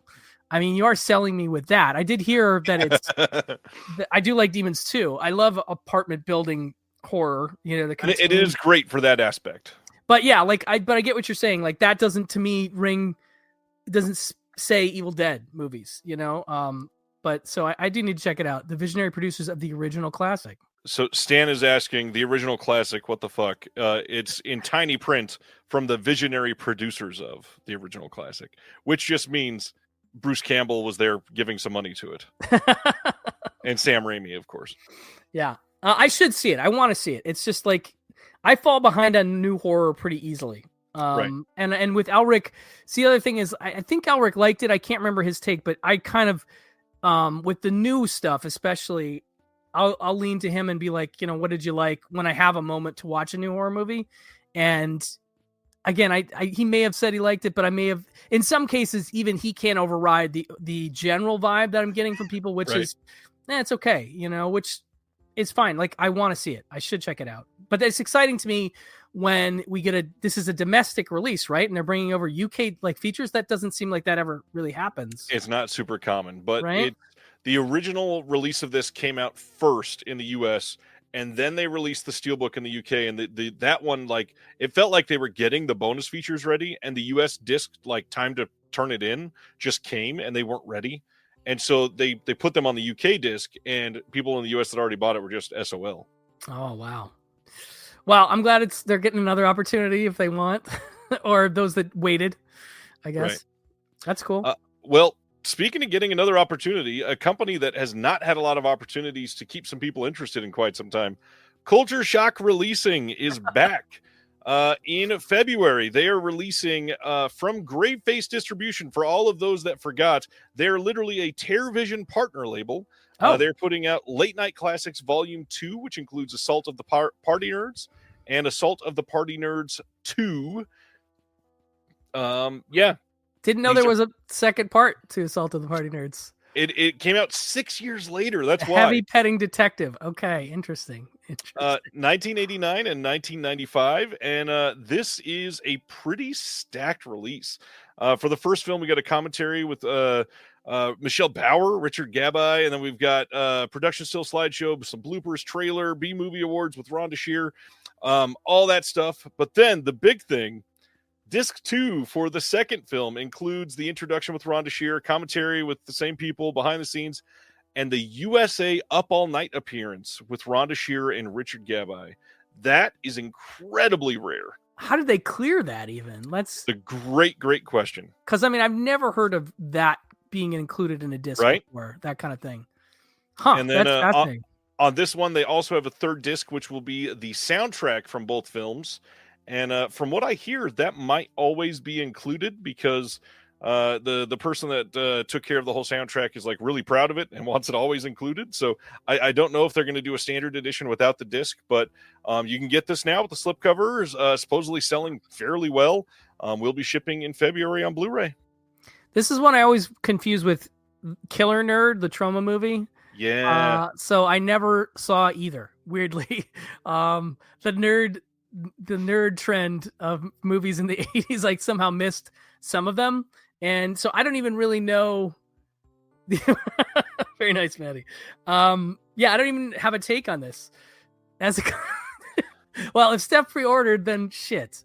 I guess I gotta think about this. Damn. The other big thing, and this is not to induce FOMO. This is if you're even remotely interested in this. One thing that TerrorVision is doing is I don't even know what they're calling it, but it's like introductory pricing. So the first week of this movie is going to be a special lower price if you pre-order. So right now it's $29.99, and in a few days it'll go up to $32.99. It's not a huge jump, but it is an incentive to buy now.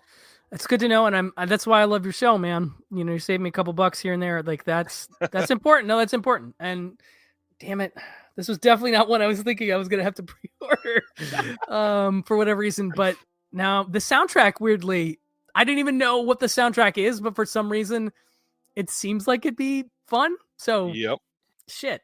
All right, I kind of want it. Me too. Yeah. Yeah, this is a big one, and for them to come back, I mean, their last release was Night of the Bastard, and that was like, oh gosh, shipped last February, I think. Oh wow. I mean, they got announced as a partner label of TerraVision in August or September of 2023, and this will only be their second release since then. Wow. Interesting. So this is a big return for Culture Shock. Hopefully they can be at least a little more consistent over the coming months. As somebody that knows some of the titles they have, they've got some great stuff. I would love to see some of their stuff get some good love. So okay, well I'm very curious, because I'll be honest, like the amount of Culture Shock titles that I needed when they were a Vinegar Syndrome partner label was maybe 15%. It was a very low percentage, and they started out with maybe one of their best titles, which is Girlfriend from Hell. Yep. And it was, for me, I'm not trying to be a dick, it was just kind of all downhill from there in terms of some of the stuff they were doing. But I'll be honest, there's some of those that I don't know. Yeah. I ended up getting American Scream and Game of Survival, I think.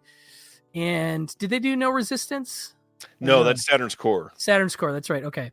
So I guess that's maybe the only 3 of theirs that I own. So this would be 4 if I end up getting it. Girlfriend from Hell is great. I just, for some reason, I wish it got a little more like Assault of the Party Nerds, a little more sleazy with it. It was. I'm with you. It was the perfect 80 vibes, but man, you needed just a little more edge. Yeah, it feels like it's going to be edgier than it is. You're right. Absolutely. Weird transition, but speaking of edgy, have you ever seen The General's Daughter?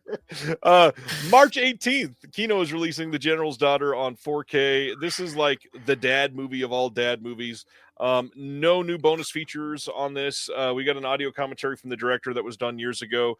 The Blu-ray disc has some behind the scenes, alternate ending, deleted scenes, stuff like that. But as you're looking at this, you got the 5.1 surround and new 4K scan, and that's pretty much what you would buy this for. I'm trying to remember, does this have any kind of a Rashomon plot device thing going, or am I thinking of Basic?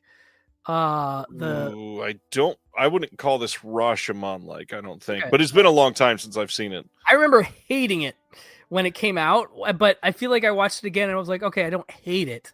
Right. But I feel like I also conflate it with other movies. I only saw Basic for the first time. Okay, couldn't stand this movie. Yeah, I do remember really being turned off. Is it crazy? Terry's on fire tonight. Yes, that's probably a good way to put it, Terry. If I need something to knock me out, some Benadryl and or General's Daughter, and I'll be good to go, I think. I can't say I'm particularly excited about this one. Although speaking of Basic, I'd love to see Basic get I think it has a Blu-ray, but I think it's out of print. I only saw that for the first time this year because my friend Ben David Grabinski was on Blank Check talking about when they did McTiernan, and I was like, what the fuck is this movie? And it's a flawed movie, but it's really interesting. And it is Rashomon-like. So anyway, that's also Travolta, which is why I'm sidetracking from General's Daughter. True. Anyway, yeah, not as psyched about this, but for those General's Daughter fans, those 2 of them, they'll be really excited that this is coming out. Likewise, I don't remember liking this all that much, but I remember my dad loving this. So I've always just thought of this as a dad's movie. That's hilarious. That's funny. All right, going to the next one. We've got Black Sheep, the partner for Tommy Boy. This is coming out on 4K from Kino Lorber, which I'm kind of surprised Paramount just didn't do both of them. Yeah, why not do a double? It seems crazy that they. Yeah. I mean, it is a step down from Tommy Boy, no question. Sure, but it's still pretty funny, if I recall. Yeah. This is when I have seen like once and was like, oh, it wasn't Tommy Boy. I don't need to come back to it as much. But now, weirdly, I'd kind of be almost nostalgic for it. I almost want to watch it now just because I don't remember. And I'm always in the mood for something that'll make me laugh these days. Yeah. The cool thing, new commentary by Penelope Spheris on this, moderated by Simon Abrams.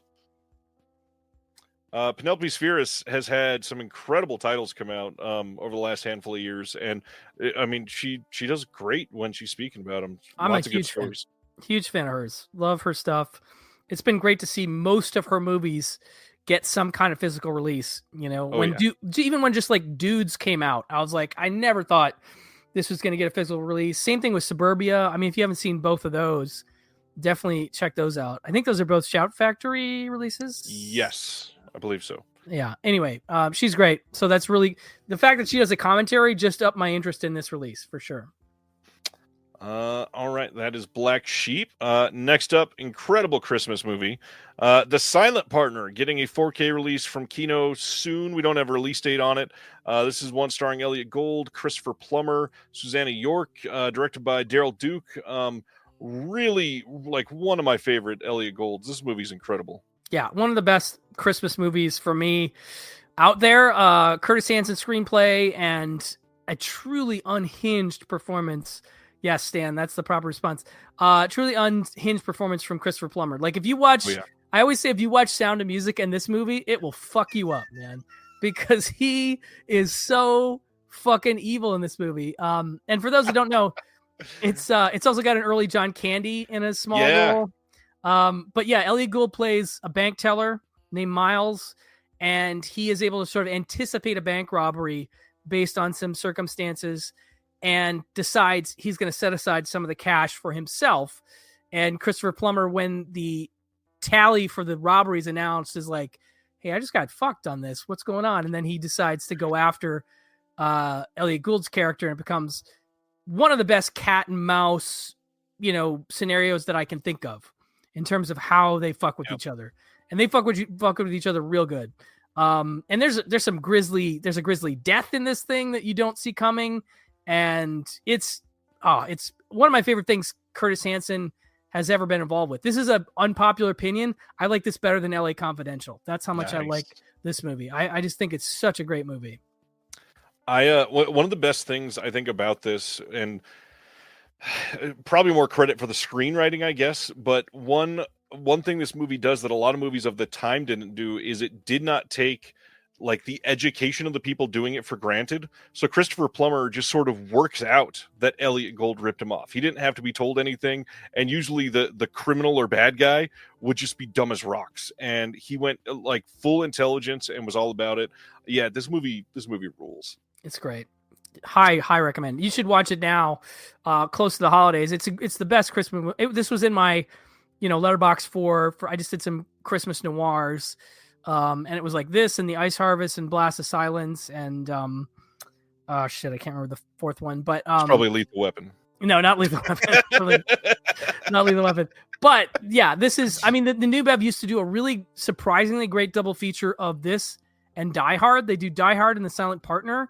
And weirdly, they work incredibly well together. And I'm bummed. I don't know if something happened with the print for Silent Partner that it became harder to get, but they stopped doing that double bill. And Elric and I saw it as a double bill at the New Bev, and it was one of my favorite movie-going experiences in a while. Yeah. They owned its Canadian setting and try to prevent... Yeah, no, I agree. It is very Canadian, and they don't... Yeah, you're right. It is more of a Christmas movie than Die Hard. Definitely, you're right, Stan.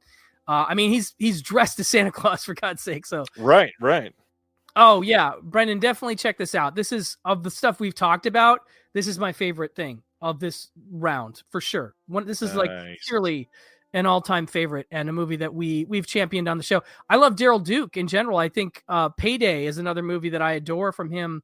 That is just a great look behind the scenes at the country music lifestyle with a great performance from Rip Torn. That's still a DVD only, not streaming movie, but I put it, The Silent Partner and Payday together. You put those two in the same conversation, and you've got a filmmaker that you're suddenly like, wow, who is this guy? Because this is really good stuff, Nice. It looks like I believe this is on Amazon Prime Video. So if you got a Prime account, you might be able to stream it just in Watch case. it, folks. Watch it before New Year's. It'll still play. All right. Next up, Ray from 2004 getting a 4K release from Kino here soon. This is the Jamie Foxx, Regina King, Kerry Washington joint. Another great movie. Glad this is coming out. Hopefully they get some new special features on this one, because I feel like this one, what are we at, 20? Yeah, 20 years old. I feel like we could have some sort of like recontextualizing of a pretty great biopic here. Yeah, I remember liking it. This has been a while since I've seen this.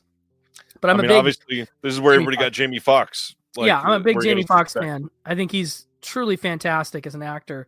And I'm sure they talked to him at some point, but I'd love to get a new interview with him. But that might be too much to ask for from the niche market that we live in now. I know it's harder to get a high profile guy like that. They want money. Budgets are tight. I get it, but would love to hear him looking back on this movie and maybe what it meant to his career from that point on.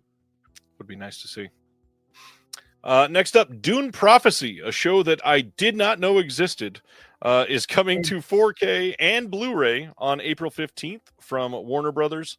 As far as I can tell, no bonus features, but you can pre-order these now. I had literally never even seen this advertised, never heard it announced, did not know it existed. Anybody seen it? Clueless. Anybody in the comments tell us if this is good, because I have no clue. No comments to make about it. Nothing at all. I still haven't even seen the two Dune movies. I'm going to be honest. Wait, have you seen neither of them? Neither of them. I mean, I think you'll like those. I don't know. I think you'll like them. For some reason, sand politics just has not been exciting for me yet. They do say the word spice quite a bit, but when you watch them both back to back, I really think it's hard to deny the cool stuff. Denis is he's a great director, man. He's really one of the great folks working right now. Yeah, it's a prequel to the series of current. Okay, good to know. More information than I had. No clue. All right, next up, Small Things Like These from 2024 is getting a Blu-ray in the UK on February 3rd from Lionsgate. My indication means that probably will come to the US shortly after from Lionsgate as well. I've heard this is great, but I also hear there was some sort of controversy with this film or the director or something. I'm not sure. Don't quote me on that. But from what I hear, it's that like people were surprised this actually is getting a release for some reason. Interesting. So, yeah, I only heard vague rumblings that it's pretty good. But beyond that, I don't even really know what it's about. I maybe saw one trailer that I can't remember at the moment. So I have little to go on with this one. But Cillian's obviously a great actor. So I don't know. He's been pretty incredible. All right, next up, The Order, like we were talking about.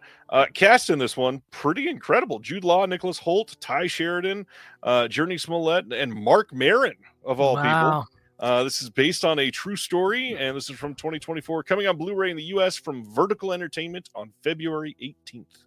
I'm going to watch this very soon, just because I've heard some great things about it. I didn't even realize it was a period piece set in 1983, so that's cool. Nicholas Hoult having a hell of a year, although I will reiterate something I said to my wife this morning when she asked me what I thought of Nosferatu.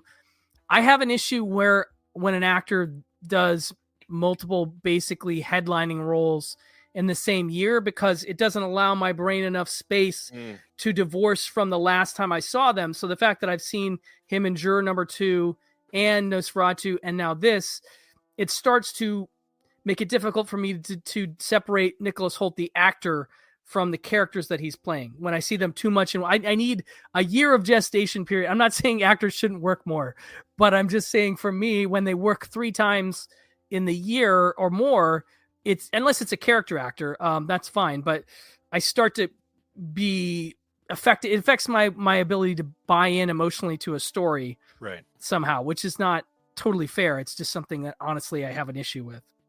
We on one of the other shows that I do, we were talking about like surprising, not necessarily performances, just like general overall things from this year.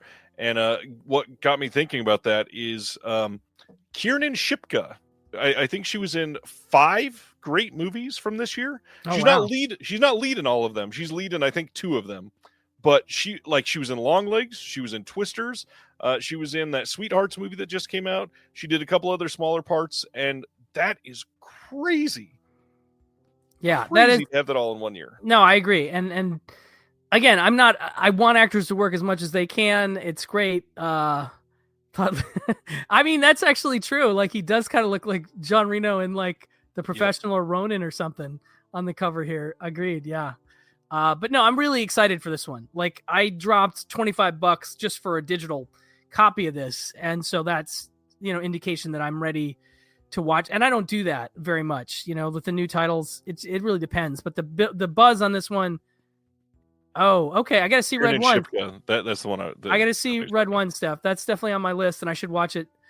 Is different and that's good. That's good too. I mean, I'm not saying. I mean, Nicholas Hoult plays a husband in both Juror Number 2 and Nosferatu. They're different husbands, but he's also been 2 big parts in 2 vampire movies. That's the hard part. Yes, that is tricky. I agree.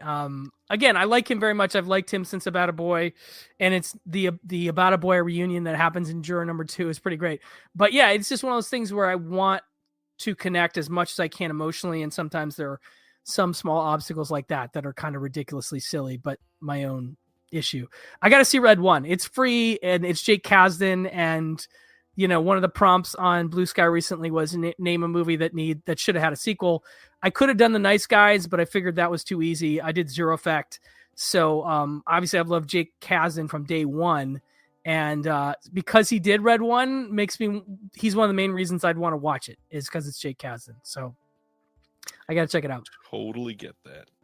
All right, I think we're on our last one, and this is sort of a weird one to end on, so apologies in advance. Sam Hell Films, which is one of those like over-the-top, like not safe for work, 18-plus type of video labels. They're putting out a movie called Worms through this line that they're doing that is called Doom Perversion. This one is interesting because you can pick it up and order it now, and it will be shipping in about a month. But it will only be available until March 1st, 2025. So if you want stuff like this is the only time to get it, and then it will no longer be available. Huh. That's an interesting business model for sure. But it's also an interesting line of films that a lot of people could not possibly ever put on because they could never watch the full thing. All right. That is it for the week. But as usual, we normally talk about what is coming out next week in case you forgot. And unlike last week, there's actual titles releasing next week. So just a reminder. Well, first of all, The Searchers 4K has been a weird one coming from Warner Archive. It should have released. There you go. Some people finally started showing it up in their pickups. It got held up for like a half a week, I think, for a couple people. That one should be out available everywhere over the next week or so. Then we go to the regular stuff. Kino in 1 week releasing Snake Eyes 4K, Hatari 4K, Internal Affairs 4K, Miracle Mile, Cherry 2000, and Mr. Monk's Last Case. Pray for Death, the Sho Kasuji film, The Killer is Loose, Rage of Honor, The Beast Within, Monty Walsh, and these are all still just Kino Lorber, still going. My goodness. Blood and Lace, Hatari on Blu-ray, Snake Eyes on Blu-ray, Internal Affairs Blu-ray, the Arthur Dong collection, and that's it for Kino. And now everything else. The TerraVision 4K of Rumpelstiltskin will be shipping over the next week to 10 days or so. Yellowstone Season 5 Part 2 is getting released. The Spanish Main from Warner Archive, Black Eye from Warner Archive, Nightfall of Rain from Warner Archive, The Lords of Flatbush from Sony. That, I believe, that is it over the next week. The Searchers, you had a chance to put that in yet? I just got it, so I didn't yet. It was between that and Demolition Man, and I ended up not watching either because I was trying to watch some stuff for this episode. But I will say, I think The Searchers is going to get lost. I know I don't even have to put this in. I was on a live stream with some of the folks from Warner Archive talking about everything that went into it, and it got me so excited to check it out. I mean, I've been hearing about this restoration playing theaters for, the better part of a year in 70 and how much people love it. And so I know it's going to be great. But what I'm worried about is it's coming at the end of the year, and I feel like a lot of people have already done their best of lists. And so I think this would likely have been on my list had I gotten it a little sooner, but unfortunately I didn't. So I almost wanted to put it on our group of lesser talked about, but I know it's going to get some love, Right. coming into the new year, but I still feel like it should be one that we're all really, really excited about because it's going to be great, I'm sure. It's also a big deal. It's Warner Archive's first 4K. It's the Yeah. searcher that everybody asks for every single day, it feels like. Yeah. Not only is it the first 4K, but you can tell they're going to do them right. They got Fidelity and Motion to do all the authoring and encoding, and it's, again, from a great restoration. They also, I don't know how widely talked about this has been, but Warner Archive has already said, like, don't expect a ton of 4K. We're talking like maybe 2 or 3 over the next year. That was one of my questions. I got one question in for George, and that was like, how many are you going to do? And he definitely made it sound like it's going to be few and far between for them. But that said, this is a pretty great start. And so if that's any indication, I'm super excited for anything else they're going to do on 4K. It's going to be big stuff. It's going to be titles they know they can sell a lot of. And Right. So I don't know, that really opens it up in terms of there's a lot of stuff they've done over the years that could easily, or Warner titles that maybe they would pick up, in their stead that could be exciting. So I can't wait. But yeah, they we heard from the restoration guys, and it just sounds like it's going to be epic. It's going to be wonderful. I'm going to watch it between now and this weekend, between now and the new year. I wanted to watch it for today, but I just couldn't squeeze it in, but can't wait. I know it's going to be great. And the other thing, obviously, this isn't a guarantee, but Warner Archive might not be doing a ton of 4Ks. But we also just saw the alternative. Criterion just got a Warner Archive title that they're making 4K with Night Moves.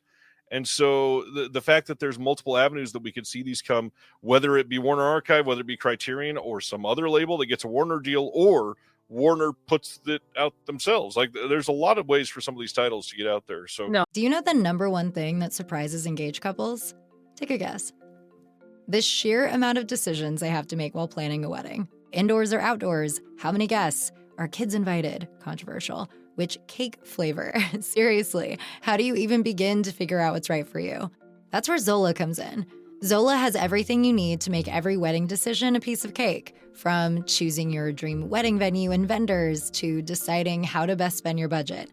With tons of customizable wedding websites, save the dates and invites, every detail will feel like you.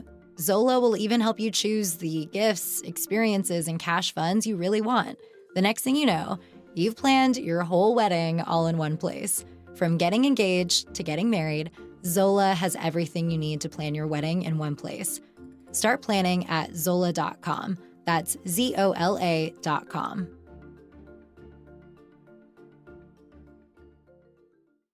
And that's exciting because Warner Archive's done a ton of titles that I would love to see get 4Ks, and Night Moves that's one of my favorite movies. So I was so excited when Criterion announced that 4K. I mean, I can't tell you.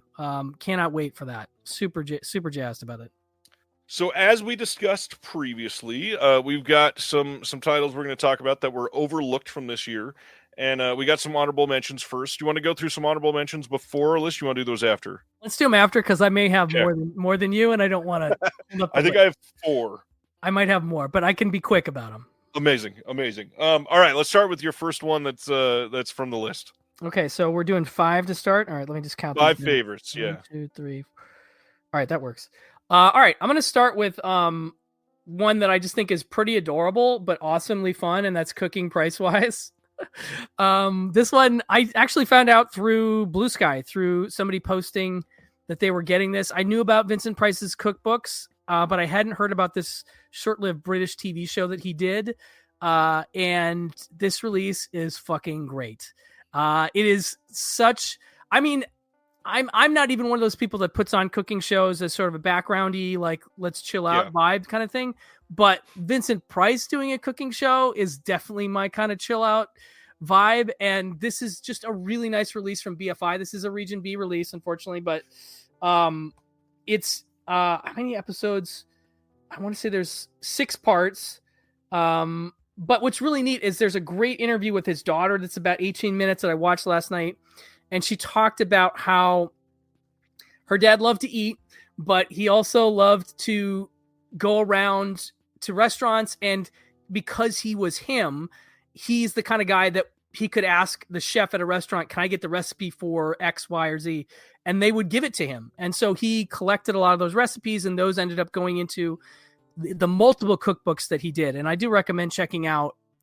There's Treasury of Great Recipes. Cooking Price Wise is an actual book.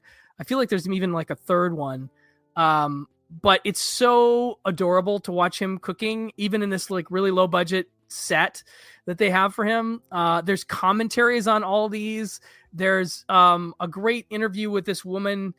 I forget her name. She has like a blog about celebrity recipes, and she's collected like 9,000 celebrity recipes over the years. And she's done a book on celebrity drink recipes. She did one on Columbo recipes. Like, I can't remember if it's based on episodes. She did one for Murder, She Wrote, Angela Lansbury recipes. So she's interviewed a couple times, and that's great. It's just a really well put together disc. Like, on top of, it's also got like these really, adorably cheap graphics that are at the front of the show that I kind of just love. But just putting these on at the end of the night, when you're trying to calm down, I found it to be really, really neat. Like, I know this is a movie show and we're about movies, but this is, for me, it's total catnip kind of stuff, and it's a high recommend. I got this from Diabolic. Definitely worth it. A recommend. And I don't feel like this is going to be on a lot of people's top 10 lists, but it is well worth your time. I really love this. Cooking Price Wise, 100%. So a few other details about it. One that's appealing. It's inexpensive. It's only like $21.99. Definitely worth it at that price. Two, honored that a friend of mine is on the disc as well, interviewing Victoria Price. Does he? Well, that's a great interview. Well done. Yeah. Nice. And then another thing for this is it's a label showing that they're willing to do SD files on Blu-ray. All of these episodes are in SD. They are not HD. However, Blu-ray is still the best way to archive these. It's more scratch resistant than DVD. It saves space. All this there's like 9 different benefits to do that over DVD. And BFI doing it, that's a big deal compared to, putting it on 3 different DVDs, which it probably would have been. Well, it says they're both high def and standard, right? So you get both. The bonus features are HD. I don't know if any of the actual episodes are HD. Oh, okay. It says presented on Blu-ray in high definition and standard, because the way they listed on the disc is like, also we have these in SD, so that makes it sound like. Oh, I'm not sure. Okay, maybe. I don't know. I take your word over theirs, honestly, but yeah, no, it's great. And Steph is still in the chat. I want to know if Steph picked this up, because this made me think of Steph as something she would dig. Yeah, it's great. It's really just the perfect kind of great thing, holiday vibes, but generally any time of year vibes. I love Vincent Price cooking is wonderful. So Mary says NECA, the action figure company, just released a Vincent Price action figure, and the cookbook comes as an accessory. Oh, shit. That's amazing. Yes, it is. And I don't even collect action figures anymore, but god damn it, I need to get that. Oh shit. Okay, so I had a lot of trouble making this list, actually, because I feel like I give a lot of attention to stuff in ways that I don't know, maybe people look at weirdly, because I know there's going to be 4,312 people talking about the Hitcher this year, which I get, that's a big deal and all that, but some of these I feel like I've talked about almost too much already. So I kind of wanted to shed some light on some things that I think people are going to forget even came out this year. And the first one is Death Dream from Blue Underground, and this is an interesting one because it's a 4K upgrade. It's not one that a lot of people aren't clamoring to upgrade these, even though Blue Underground is kind of like the high bar for 4K and UHD overall, because their 4Ks are exceptional every single time. But this is a Bob Clark classic, quite possibly maybe his best movie. I wouldn't say it's my favorite, but it could be his best movie, literally. Incredible film, looks amazing. And then on top of that, because it's Blue Underground, it's an upgrade, but it got a new audio commentary with Troy Howarth and Nathaniel Thompson. It got a new interview with the actor Gary Swanson, and then it has like every other bonus feature it's ever had. So now, by far, the definitive release of Death Dream, and it's an incredible release. And I feel like so many people aren't even mentioning that Blue Underground put this out this year. I feel bad. They deserve laurels for that. I feel bad. I left it off mine, and I should have included it. It's great. No, I love Bob Clark. I might prefer Murder by Decree personally. I love Murder by Decree. Okay, yeah, Steph, let me know what you think of it because it feels like something you would totally dig. Yeah, no, I'm saying it is much better than Porky's, Dan. Yes, yeah, definitely. But yeah, Murder by Decree getting a 4K next year from Kino. Very psyched about that. But yeah, no, Blue Underground. The only question is, where's Manhattan Baby? I just keep asking. The OCD in me is like, finish off that Fulci that you've already done. There must be some issue with it, I guess. I don't know. But yeah, Death Dream, great movie. Elric loves it. And another one that I'm only now coming to appreciate as much as I should, as the sort of classic, groundbreaking film that it is. It really is intriguing and has a rather downbeat ending for this kind of movie, like impactful in a way that some of these exploitation horror movies are not. Like, it's a movie you're like, damn, ouch, okay, fuck. It is a movie that will linger with you, and saying it's that about the movie right is now. kind of a spoiler. No, but it is lingering right now. It's one of those, when I rewatched it on that 4K, I was like, wow, this is way more, just more impactful on a lot of levels than I would have given it credit for. And that I think a lot of people would for a movie called Death Dream. You know what I mean? Like, I think that's sort of, but Bob Clark's just a great filmmaker as far as I'm concerned, just a really great filmmaker that works in all kinds of genres. That's the thing with Blue Underground too, is a lot of people, and I've done it myself, so I'll happily admit it. We overlook Blue Underground because they've not acquired anything new in a decade or more, or something like that. And that's not great. But when you keep giving me the definitive edition of everything you've ever done, that's kind of hard to argue with. Agreed. No, they have not put out a bad 4K. Like, their 4Ks are top of the line, amazing stuff. I really love Blue Underground a lot. Yeah. So, great pick. All right, this one's going to be, no, it's not really controversial. City of Hope. Sony did a nice job with a couple catalog releases. They did Shotgun Stories as well, which I almost would have put on this list, but this is the one for me. John Sayles' City of Hope, one of his best movies, and one that had not had a physical release since VHS and Laserdisc officially, as far as I know. I don't think it ever got even an MOD DVD, I'm pretty sure. But a really great, picture of a city. It's like an anonymous, the city has a name, but it's not a specific city. But I've always said, and I think it's pretty clearly an influence on The Wire. So if you're a fan of The Wire, this is a movie that looks at city government on all levels and the corruption that lies within it, and has a really incredible ensemble cast, a lot of regular sales players, but beautiful widescreen movie shot by Robert Richardson, looks fantastic on this Blu-ray, and has a commentary from John Sayles. And really, that's all I need, honestly, is a Sayles commentary, because he does a nice job with those. So I was more than excited about this. The bummer is it comes out from Sony, and so it doesn't get much fanfare at all, which is the reason I put it on this list.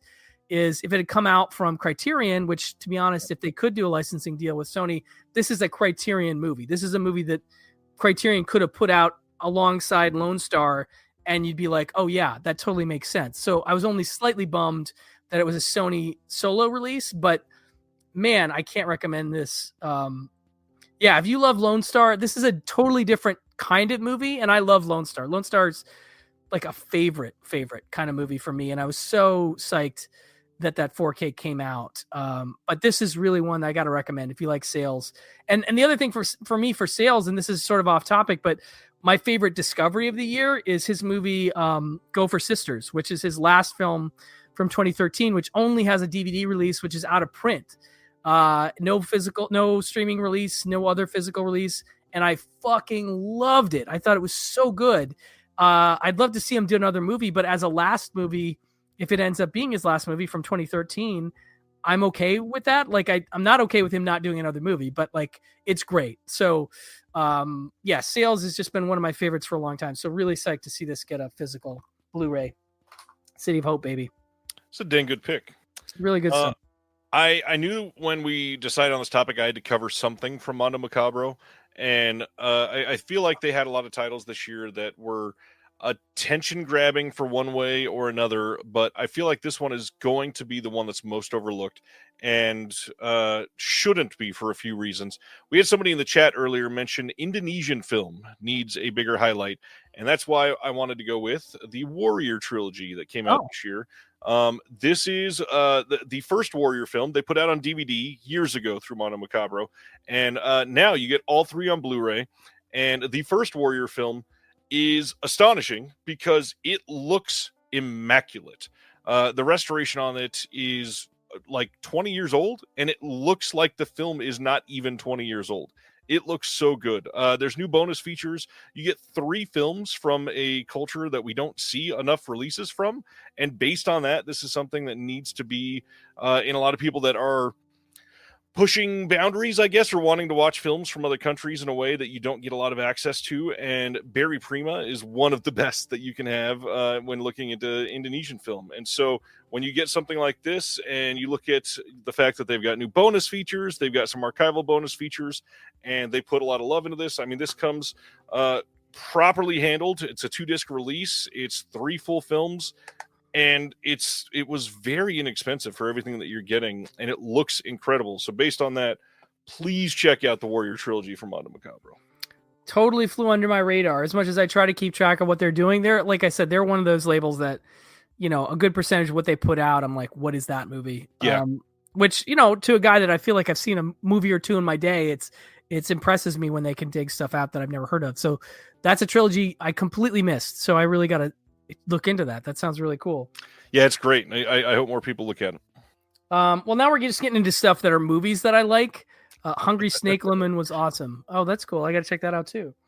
Okay, so this is a big deal because this movie never came out on Blu-ray before, and DVD was a little spotty. I got a UK DVD that was 4x3. It's called Banning. It's from 1967. It is a golf noir. And it stars Robert Wagner and Anjanette Comer, Jill St. John, Guy Stockwell. And it has some slight similarities to Caddyshack, obviously years before Caddyshack. But basically, Robert Wagner shows up at this golf club, and he basically blackmails his way into becoming. Oh, good. Terry knows what I'm talking about. Best sports movie ever. Very nice. No, I mean it's a great, like, I've not seen another golf noir ever. This is totally a Terry kind of movie. Terry digs out a lot of underseen kind of movies. And yeah, so it was really exciting for this to get a release because it is a widescreen movie. And so they did, I don't know if they got, it's not like a new scan. Oh no, new scan that they did. Yeah, that's another thing. Imprint started, I feel like this year is the year they started doing their own scans, right? I don't feel like I saw a lot of the first year, but they've done more this year for sure. Yeah, I'm noticing that more. So a new 2K scan of the Inner Positive by them. Commentary by Howard Berger and Steve Mitchell. Interviews with Robert Wagner and Jill St. John. And Sean Burlingame talking about the Quincy Jones score, which is really good. But so yeah, Robert Wagner shows up at this golf club and he starts blackmailing his way into getting a job, and then he's sort of getting involved with some of the housewives that are involved in this community, and it's kind of sleazy for what it is, and it ends in sort of a similar kind of they call it the Calcutta, which is basically a couple golfers play together on teams, in this case for like a whole lot of money, and that gets really intense too. But yeah, it's just one of those movies that I was like, I only discovered like 3 or 4 years ago for the show, and I never thought it was going to get a nice release, and I don't think it'll get another release outside. Like, I don't think this is coming.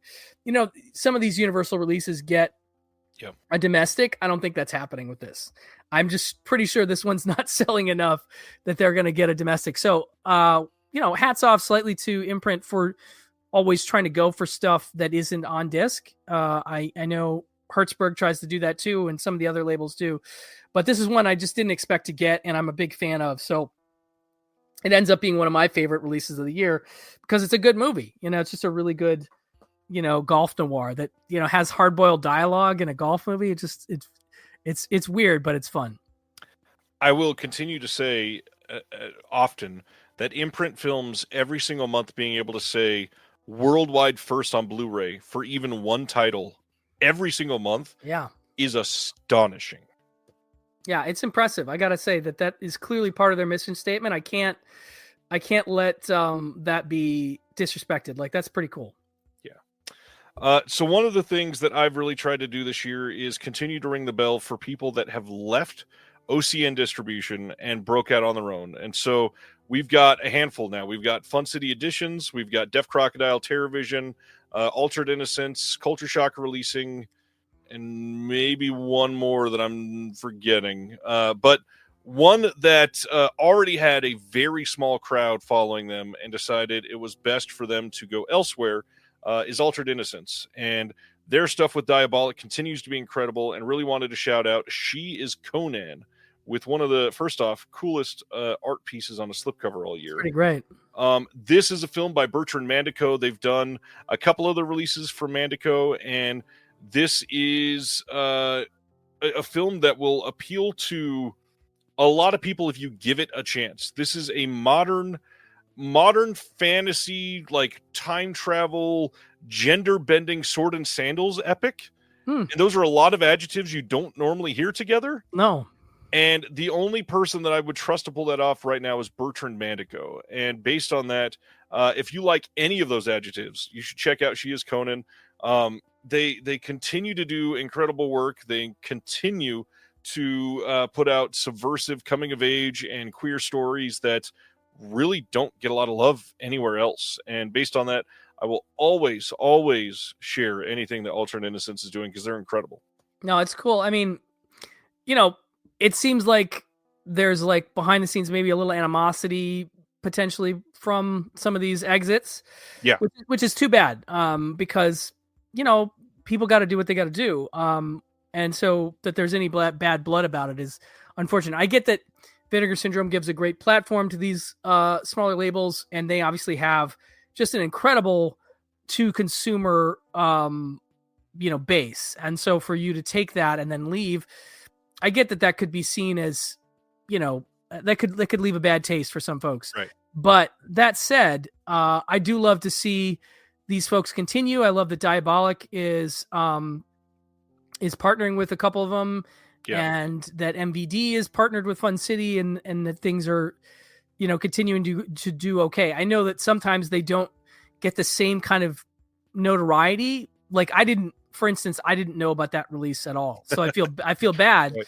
Because I do keep a pretty close eye on at least what comes out from the Vinegar Syndrome partner labels. And so sometimes I lose track of this stuff, and I'm like you, I'm like really into this stuff. So the fact that I didn't know about it makes me feel bad. It makes me feel like maybe there's definitely some other folks that didn't hear about it, sure. Which is a shame, because I want these guys to succeed as much as they can, because everybody's just trying to get by and put out movies that they think are important and interesting. And I want to just say I'm behind that, whatever it is that they're doing.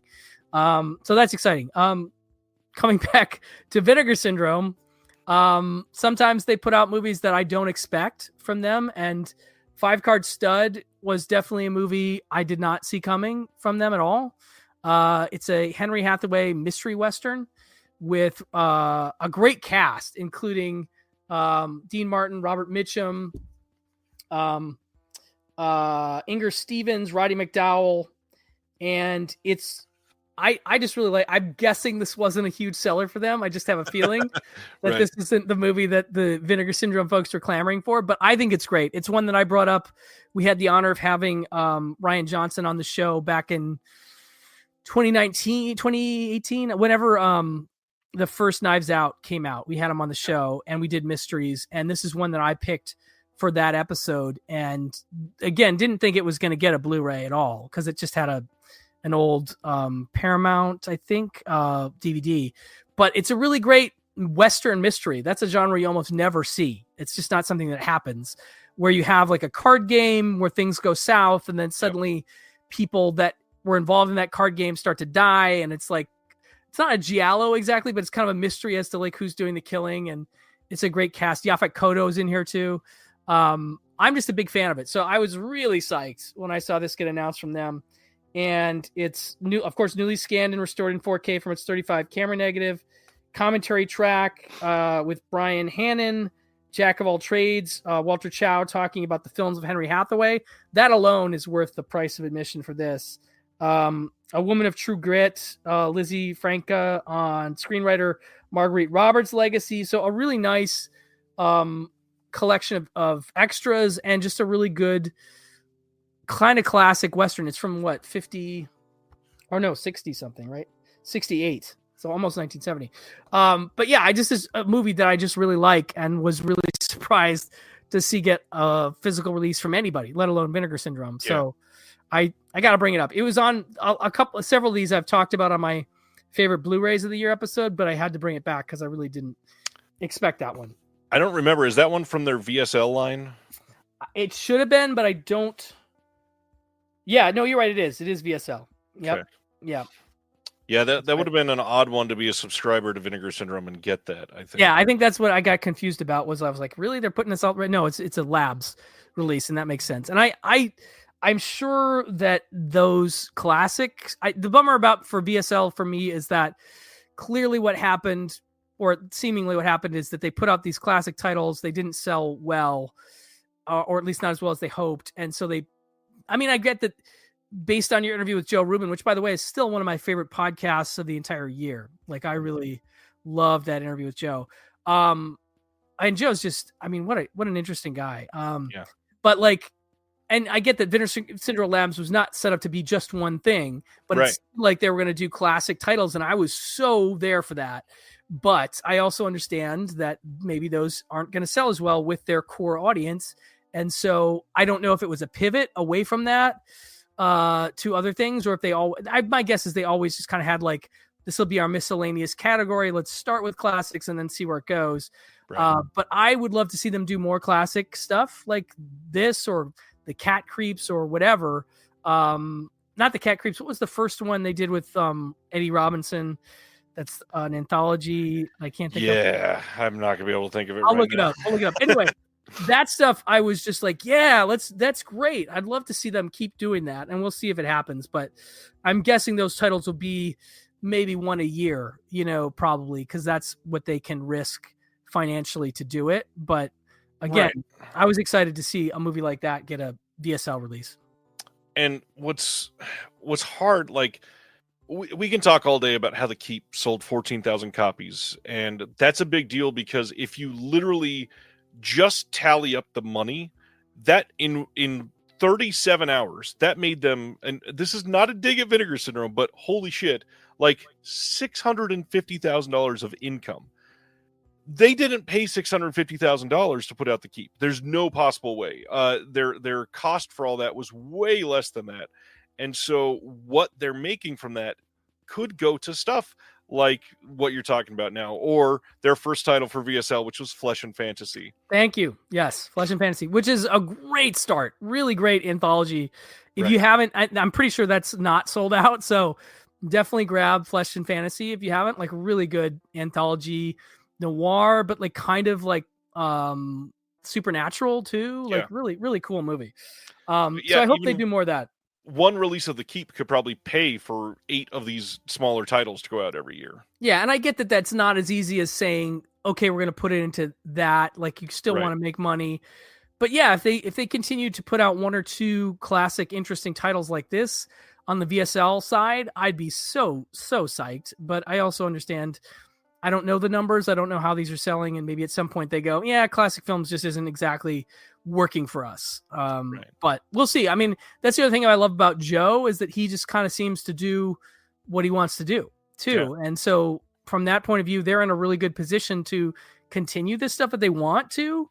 I'm not saying they have to, but it's not, no one title is going to bring them down. So they could do a couple classic titles and see how it goes. And I think hopefully bring in an audience that they aren't getting otherwise. And maybe that helps. I don't know. I'm not running my own business. I have no clue how this stuff works. It just seems like you want to bring in as many people as possible, and maybe that stuff brings in other people. Just my 2 cents. And the big thing, which we've seen from Vinegar Syndrome, is fan base has evolved too. What you can expect from Vinegar Syndrome 8 years ago is not what you'd expect in 2025. So who knows? We could be looking at an extremely different company in 2028. Yeah, absolutely. But I will say, for as much as, I dropped my subscription this year for the first time in a couple years, and I'll be honest, I don't regret it. But That said, they are obviously a big driving force behind boutique labels and physical media buying. Like they've clearly figured something out, and I respect that. They've built the brand that people are blindly obsessed about, and sometimes not watching the movies at all, which is unfortunate. But that said, they got my copy of The Keep arrived today. Very nice, Steph. I agree. It's going to be worth some money. And also glad you got the Keep. That's great. Because those that didn't get it, I'm so sorry, because it's going to be one that, it's one of their best that they've done. I'm pretty jazzed about it. But just like they're driving a lot of money, and I can't not be excited about that side of things. Right. The direct to consumer thing they've set up is incredible, and they have, like I said, just an incredible fan base that's buying this stuff sight unseen, a lot of it, and that's great for the overall industry in a lot of levels. I would love, and I don't think those people just buy Vinegar Syndrome, so on that level they're going to continue to get people excited, hopefully, about other labels as well. But they've clearly figured something out, and good for them. Good for physical media on that level. Fully, yeah, absolutely agree. Up to my number 2 now, and this is one that you and I both shared a lot of love for this company over the last 5 or 6 years, and it's one that is really easy to praise because I've called them the most consistent boutique label out there. And this is a title that's slightly different than a lot of their stuff this year because they've gone very, focusing on genre lawn, but also on some classic stuff too. Got to talk about Indicator at least once. And one that came out of nowhere seemingly, because they used to do some cult stuff, but this year we got Bruiser on 4K. And, that's a good one. To have a George A. Romero title that does not end with Of the Dead or Of the Living Dead, and it's a 4K title, that's a big deal. Yeah, no, this could have been on my list too. This was on my 4K list, I think. I'm pretty sure I put it in. Yeah, no, I did. But yeah, that's a discovery. I had not seen Bruiser. I'd meant to see Bruiser for years, and it doesn't 100% work for me, but it's really interesting. What he's doing is really interesting, just like what he's doing in terms of sociological observation in something like Dawn of the Dead. He's doing something different here, but it's fascinating stuff. It's really fascinating, and I'm not glad I waited. I'm never glad I waited, but to see it in that 4K for the first time was really absolutely ideal, especially with all the extras they put together. That's like a really great release from this. Look at that. I mean, that's every single time Indicator does something, it is a wall of words. No, I mean, I didn't want to, I brought them up at the top of the show. I should bring them up more because they are still probably a little underrated for everything they do, but I love them so much. They're literally they're like Arrow is a favorite, but Indicator is also a favorite. I think for the amount, and I've heard this said before, but I agree with it, the amount of chances that they take and the variety of things they do, they've really, really doubled and tripled down on the Jean Roland stuff. I mean, that is incredible. I'm not as big a Jean Roland person myself, but my gosh, it's important cinema and it's beautiful, and putting it out on 4K, I mean, how can I not get excited about that? Just as a film fan, I'm so glad they're doing it. But they also have a crazy, weird, offbeat emphasis on classic film titles, which I adore. Even just the singles they put out. I'm trying to think. There was one that I saw this year, a noir, that I'm blanking on right now, that was really solid with George Sanders. But yeah, Bruiser for me, one of the better 4K releases of the year, but also definitely not overpraised by any means. Needs a spotlight. So I'm glad you brought that up because I was so glad to discover it this year. One of the things, I think I said this like a couple weeks ago on the show too, but I don't think I had something in hand to display it. The big thing about these Indicator releases for me is a lot of us that love the films and love good packaging for movies that we love. I like stuff like this, and I'm not putting down Imprint in any way, believe me when I say this, but this is a 4K release of a George A. Romero film. This is a 4K release of A Bridge Too Far. Look at the difference in shelf space for these films. And they are both multiple discs. They are both 4K releases. They both have booklets. this is, to me, like, this is a really innovative way to do proper packaging that helps us in the community not have to go, well, I bought 8 titles and now this shelf is full. Yeah. I don't like that. I'd rather be able to fit 25 in the space of 8. And Imprint, I love the work you do, but I don't need, if you're doing a 2-disc release, hey, we make 2-disc cases. I'll send you some. No, I mean, I get the idea of it's nice to have a physical disc and a case for every movie, right? But it does take up more space, and I know that there's some people who don't like those. What are those eco cases that Indicator uses? They maybe don't dig that stuff, but like you say, it goes on the shelf. It's got a lot happening, including a nice. I mean, those are the other thing about Indicator is they do, I think, the best books around. Like, I can't think of like who does a better book than them. Maybe Second Sight. But... Oh yeah, okay. Second, no, you're right. Those are a little bigger. Agreed. Those are a little more, but second only to Second Sight. Who's, I mean, Second Sight's pretty fucking incredible. It's a different world. Yeah. Yeah. I mean, no. Don't get me wrong. Like those guys are. I mean, they're another favorite label. You know, and I don't buy everything that they put out, but yeah, I mean, when they put out a movie that I'm into, like Green Room from this year was incredible, and obviously The Hitcher was incredible. Yeah, no, it's nice. You do make a good point though about shelf space. Shelf space is a big deal. You know, when you're running out like we are, and I'm way running out. Like I've got stuff stacked on top of stuff, and you do too. I can see it back there. Yeah, it just happens, you know. Yeah, but Bruiser, great choice. And Steph brought up, you know, we had gotten. Speaking of Second Sight, we got Martin recently, you know, and that was one that we were waiting for a long time, you know, a big victory for Second Sight as well, but for sure. All right, sir. Down to number 1 on your side. I mean, these are vaguely not really in order, but this is a movie that I really, really enjoy. And that's The Lawyer from Kino. And it stars Barry Newman, who is in, of course, Vanishing Point, which is one of my favorites, and Fear is the Key, which is also great, which I never thought Fear is the Key would get 1 Blu-ray release, let alone 2 Blu-ray releases, one of which from Arrow, which is definitely my favorite of the 2. But this is a really neat movie, and it would spin off into a TV show called Petrocelli. He plays a lawyer who drives a truck camper thing, and I'm just a sucker for a good courtroom drama, although that's not all that this is. It's kind of like an investigative police procedural, too. Basically, he is a lawyer that gets pulled into this case about a guy who supposedly killed his wife. And the guy claims that basically what happened was he and his wife went drinking with some other couples. They came back to his house. He passed out on the couch. He woke up and his wife had been, he saw somebody in the house, and then he got hit over the head and then woke up and his wife had been bludgeoned to death in her bed. And so Barry Newman has to take on this case and try and prove that this guy didn't do it. And I just love that kind of story. And I love Barry Newman, and I think he's really good in this. And this is a Sidney J. Furie film, which is not part of at least any Sidney J. Furie set that's come out yet. But it has a commentary with Daniel Creamer and Paul Lynch, director Paul Lynch, who I'm a fan of, by the way, and I've become more of a fan of him this year. I've seen some of his stuff.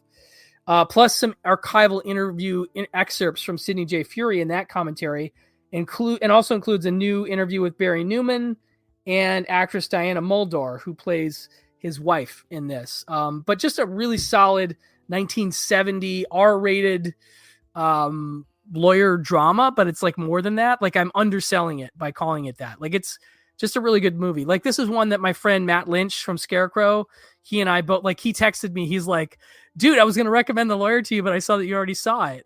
And he totally loved it. He talked about it on another show that people should be watching is, why can't I think of their show right now? I'm blanking. I've had too much wine to drink tonight. Viva Physical Media.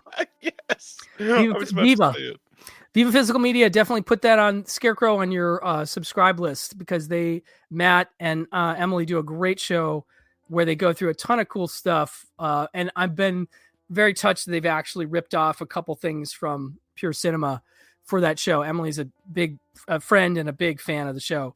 But Matt is great. I've known Matt for like a decade or more online. I've never met Matt in person. I got actually to meet Emily this year in person when she came out to LA. Yeah. Anyway, this came up on their show also, so it's doubly recommended. Definitely check out Viva Physical Media. It's a great YouTube show.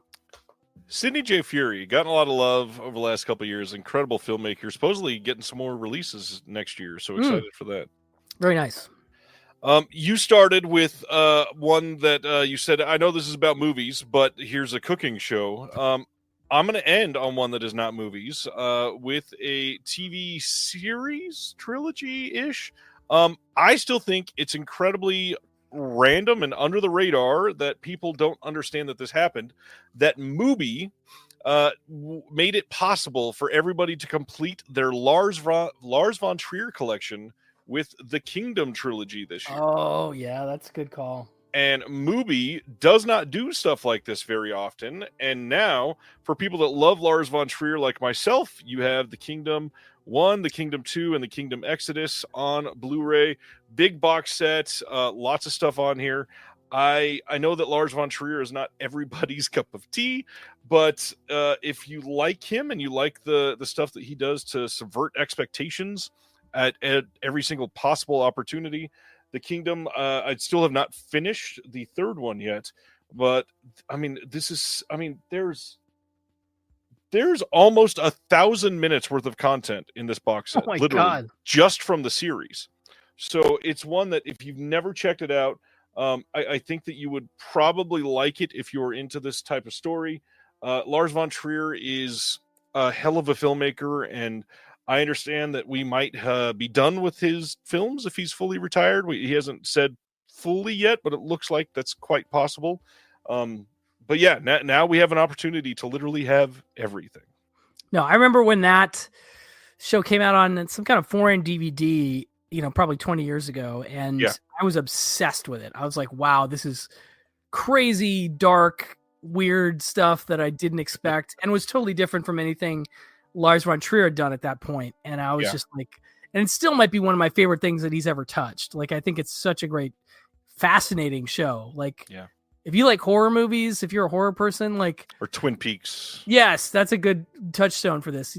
Definitely worth a look. Weird hospital, like weird Twin Peaks ER would be kind of a sell, but not proper, like you can't sell it properly. But yeah, fascinating show that I couldn't wait to watch the next episode of when I got it, So I need to get that set. I didn't pick that up. TV is weird for me. It's weirdly disposable in a way that I don't come back to it outside of Freaks and Geeks and some shows that I've watched a ton. I don't come back to it as much as I should, but that's a show that I want to own on Blu-ray, and I should get it because that's another one I think my daughter would like that I should check out. So glad that came out. Yeah. And I forgot it was Mubi too. That's great. It is Mubi. Yeah. It's an odd choice for them. All right, sir. I got a ton of honorable mentions. How do you want to do this? Do you want to just do... I'll do my 4 real quick, and then we can spend time on yours, because I like that. I'm going to go through, let's see, 2... Well, I'm going to do one that's weird first, that's not really overlooked, but like I said, I'll explain. So I have a feeling most people don't understand that this is such a big deal. In one sale from Vinegar Syndrome, that you get the Keep, Looking for Mr. Goodbar, Who Killed Teddy Bear, Cannibal the Musical, all in 1 month. This is going to be the one that didn't sell 14,000 copies in 37 hours. And so people are just like, it's Looking for Mr. Goodbar. I'll get it eventually. No, The Keep was not number 1 on everybody's most wanted Blu-ray list. This was. The fact that you own this should be a bigger deal. The fact that this is available commercially for people to purchase with everything intact, save for one song in the background of one scene, that is an amazing, amazing win for physical media. And it's hard to convey how much that means when it's literally been like decades in the making. I know we just talked about Vinegar Syndrome making $650,000 from one title, but this is why stuff like that's important. Money talks, and sometimes money will pay for lawyers to clear things to be released. And now you have literally the number 1 most requested movie on Blu-ray ever in your hands on 4K even. That's a huge deal. Yeah, and I just of course bought the VHS of it not even 2 or 3 weeks before it came out, because I was like, no fucking way are they going to clear those music there's just too much high-end music in it that they'll never clear it. And Vinegar Syndrome figured it out. And I can't say that I don't respect the hell out of that, because that is not an easy legal quagmire to solve, So big hats off. I've got one genuine and then two that are kind of self-promoting. So I'll do the genuine one first. Imprint releasing Secretary on Blu-ray. Incredible movie, but the big thing, great-looking Blu-ray, lots of new special features. That's the big thing for this, is people actually contextualizing it appropriately. We have a new audio commentary with what's his name? Veronica Fitzpatrick. And then we got an audio commentary that was archival from the director and the writer. We've got brand new From Me But Not Me actor Stephen McCaddy on finding the heart in an imperfect father.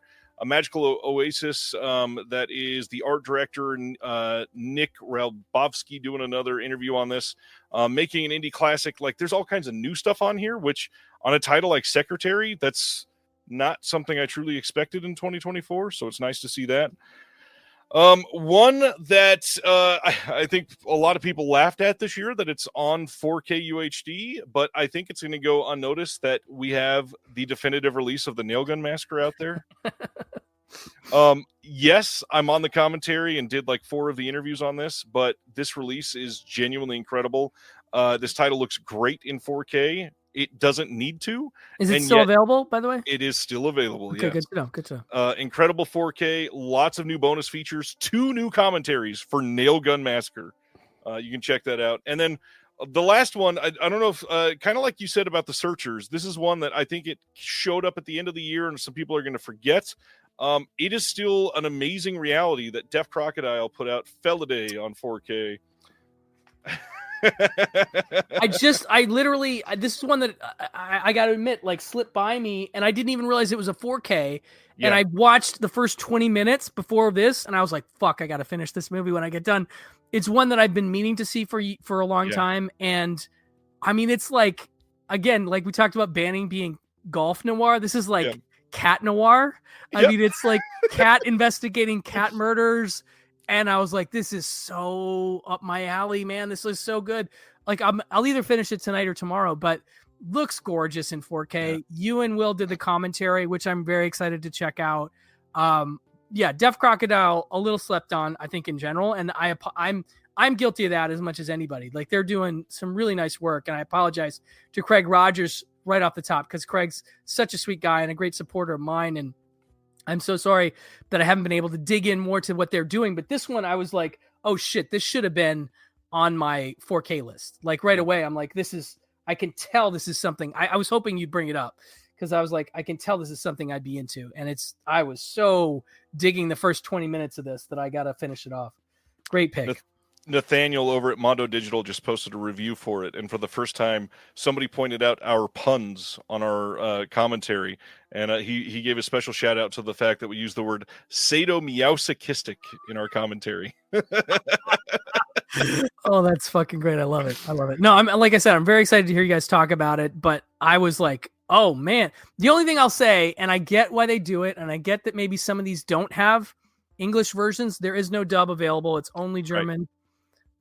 Yes, Steph, you're totally right. Like, they've done some of my favorite animated releases in the last 5 years have been from them. And so the fact that this came out and I didn't jump on it right away is just me being a fucking idiot, because I should have been like, oh, that sounds, I mean, it's a movie I'd heard of vaguely, but their release it's beautiful. The animation is like, it's like Don Bluth meets that later, Disney stuff.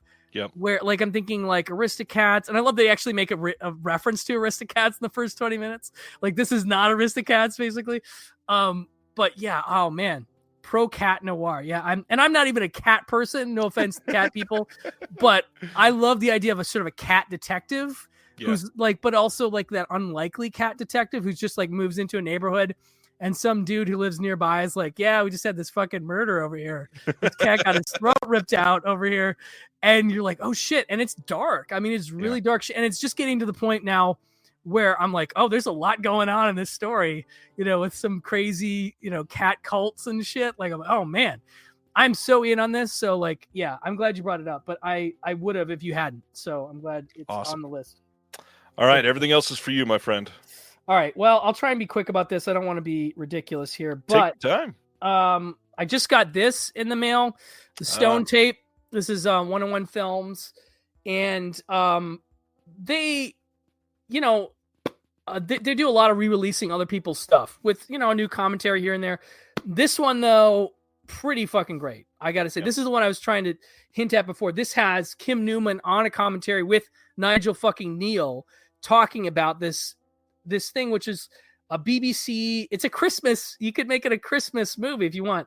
1972 shot on video supernatural story about some researchers working on this. As a team of scientists discover a new recording medium, and they take over this brooding Gothic mansion recently purchased and renovated by their employers. And basically they're sort of trying to investigate the hauntedness of it. And it's genuinely creepy stuff. Like, it's genuinely unnerving and scary in a way that I wouldn't expect a movie, especially shot on video, to work. But this has got, you know, a really nice thick book. I mean, this is a really nice release from 101 Films that I don't hear anybody talking about at all right now, personally. Maybe I missed it, but yeah, it's great. Great extras on this too. And definitely, I don't think this is sold out or anything. So this is one you could definitely still get. I got this through Diabolic. Shockingly inexpensive too for everything you get with that. Yeah, it's really, really good. Like, really good British sci-fi horror stuff. Nigel Neal, one of the great like Quatermass guy, and just a ton of great, you know, content from that. Okay, so this is gonna be tricky. This is a Mutant Aliens. Oh, I want to see that. I didn't even realize that was coming. I love that they've done stuff with Bill Plimpton. They're doing 2 in the next few months from Bill Plimpton. Nice. That's very exciting. No, I'm Deaf Crocodile. If you take nothing away from this live stream, definitely keep an eye on what they're doing, is what I would say, because they sneak up on me, and I try to keep track of these things. This is a German release of How's It Poppin'? That came out this year in a couple different forms. Oh, you got it too. Very nice. Yes. So I was watching this last night. It has a German commentary, which is too bad, but it also has a video essay, which is in English, which is good. More than 25 minutes. It's definitely like a collector's print kind of situation. It's a little scratched up, but honestly, this is another one where, like, I just don't think we're gonna get a nicer. I don't know if this is getting a restoration. I just think I don't know what the legal issues are with it, but it just feels like this isn't coming. And this movie is, this is my Christmas Eve watch, and I was just like, it's just goofy, crazy lunacy. It's just nuts. Yeah, I mean, this is a Joe Dante favorite, and you watch it, and you totally go, oh yeah, that tracks. That makes sense. Yeah. But yeah, a little scratchy print, and there's 2 different cover designs for this. This was the easier one to get. I think I got it from Amazon Germany. Where'd you get yours?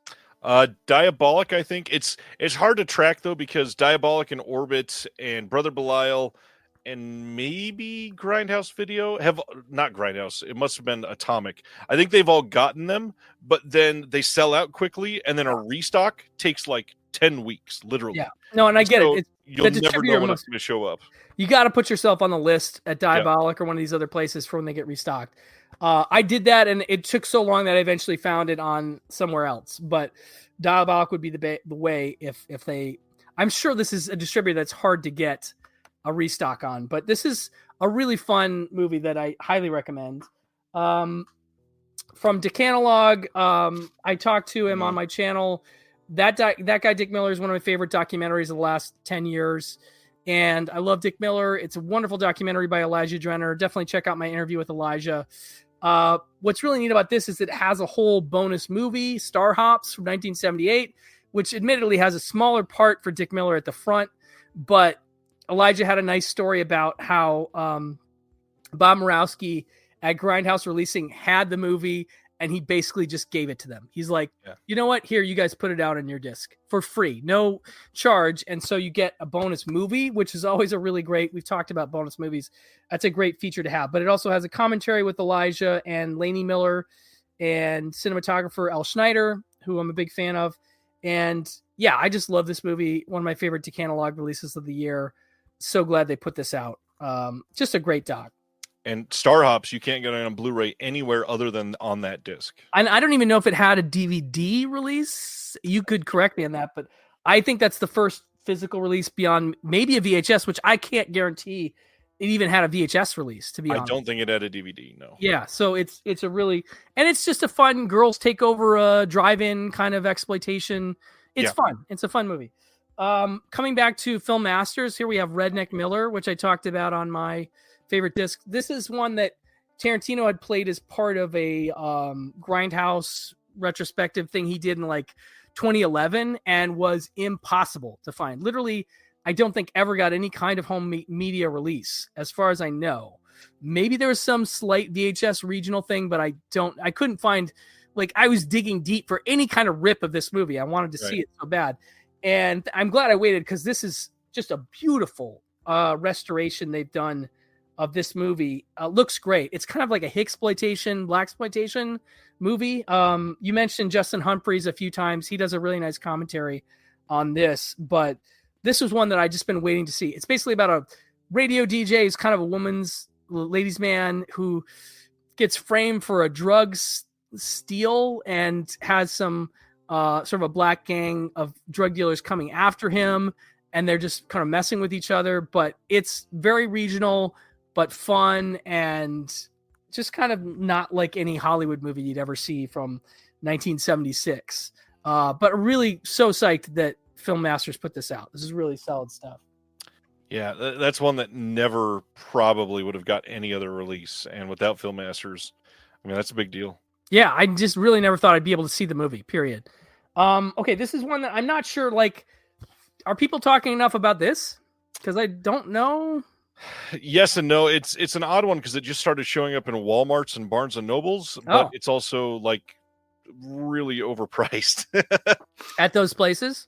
Or just in general? I think they only did the Blu-ray version in those stores, and even the Blu-ray version is like $65. Wow, that is a lot. Because I didn't pay that much for this from the A24 site. I feel like it was under $60. So the 4K version was 83, I think. Wow, did I pay that much for it? I remember paying $83 for this. But yeah, so this is a great 4K that I got from A24. One of the greatest, maybe the greatest concert movie of all time. It's probably known enough, but I just felt like, you know, for what it is, everybody should be talking about this. So that I just threw that in the mix for whatever reason. It's also a big deal to point out that A24 is now licensing titles to put out on physical media. I mean, that's something that we're not giving enough attention to. They did this and then Pi too. Yes, which I still need to get. I really want to get that Pi disc. Good night. Thanks for hanging with us. Sorry we're going so late. This is not late yet. You're good. So this one I was checking out today. I just got this TV Movie of the Week set from Imprint. Nobody's talking about this one as far as I can tell. This has 3 movies, 2 of which I don't think have been released before.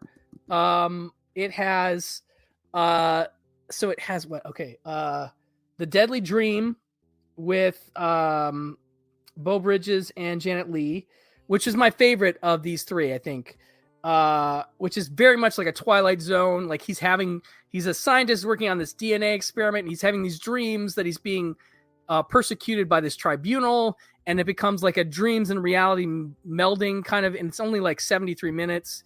Really solid Twilight Zone vibes, Kafka vibes. Like I really enjoyed that. Baffled, which was a TV pilot that Leonard Nimoy did that you can see is supposed to be, they even have like the opening credits that's got like that 70s like funky kind of like, you know, opening credits in a movie. So you're like, oh, this feels like a show. Right. And it's not quite as good as Deadly Dream, but I've been wanting to see that one for years. I had like the VHS of it for a long time, and I guess I didn't watch it because I did not remember a damn thing when I just finished this one before I started. And then it's got Scream Pretty Peggy, which Kino has already put out. And they do have a new audio commentary on it, but they've got lots of nice features on these, and the Baffled has like 2 different versions. Wow. And it's a nice set, and one that I feel like nobody's talking about at all. And that's true. I know that these don't sell well. Kino has they've asked Frank a bunch about TV movies, and he's clearly stated they just aren't selling as well as we'd like. And that bums me out because there's so many great TV movies out there that could make great releases on Blu-ray, and I just know they're probably not going to happen, unfortunately, which is too bad. What's crazy is how many of them are directed by huge name directors or have giant stars, and it's like, well, focus on those ones and maybe they'll sell well. I hope. Yeah, I mean, it's a tough thing. You just don't know. And I know I was talking to Hertzberg about this, and it's tough because a lot of times they're part of certain packages, and it's hard like to get one of them. Oh, that's so nice. Wow. I'll try to be on more. It's tough to, here's the thing, just for people that don't know, Ryan knows this, but I don't have a dedicated space to do podcasts. Right. So I'm doing this downstairs in my house right now, and nobody's really home right now. So that's part of the reason I can do it.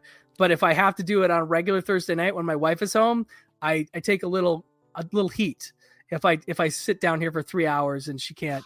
But I will try to talk to her, because this has been absolutely a blast, Ryan. I've had so much fun doing this. So I would love to come back. Anyway, this was fun and great features for Imprint.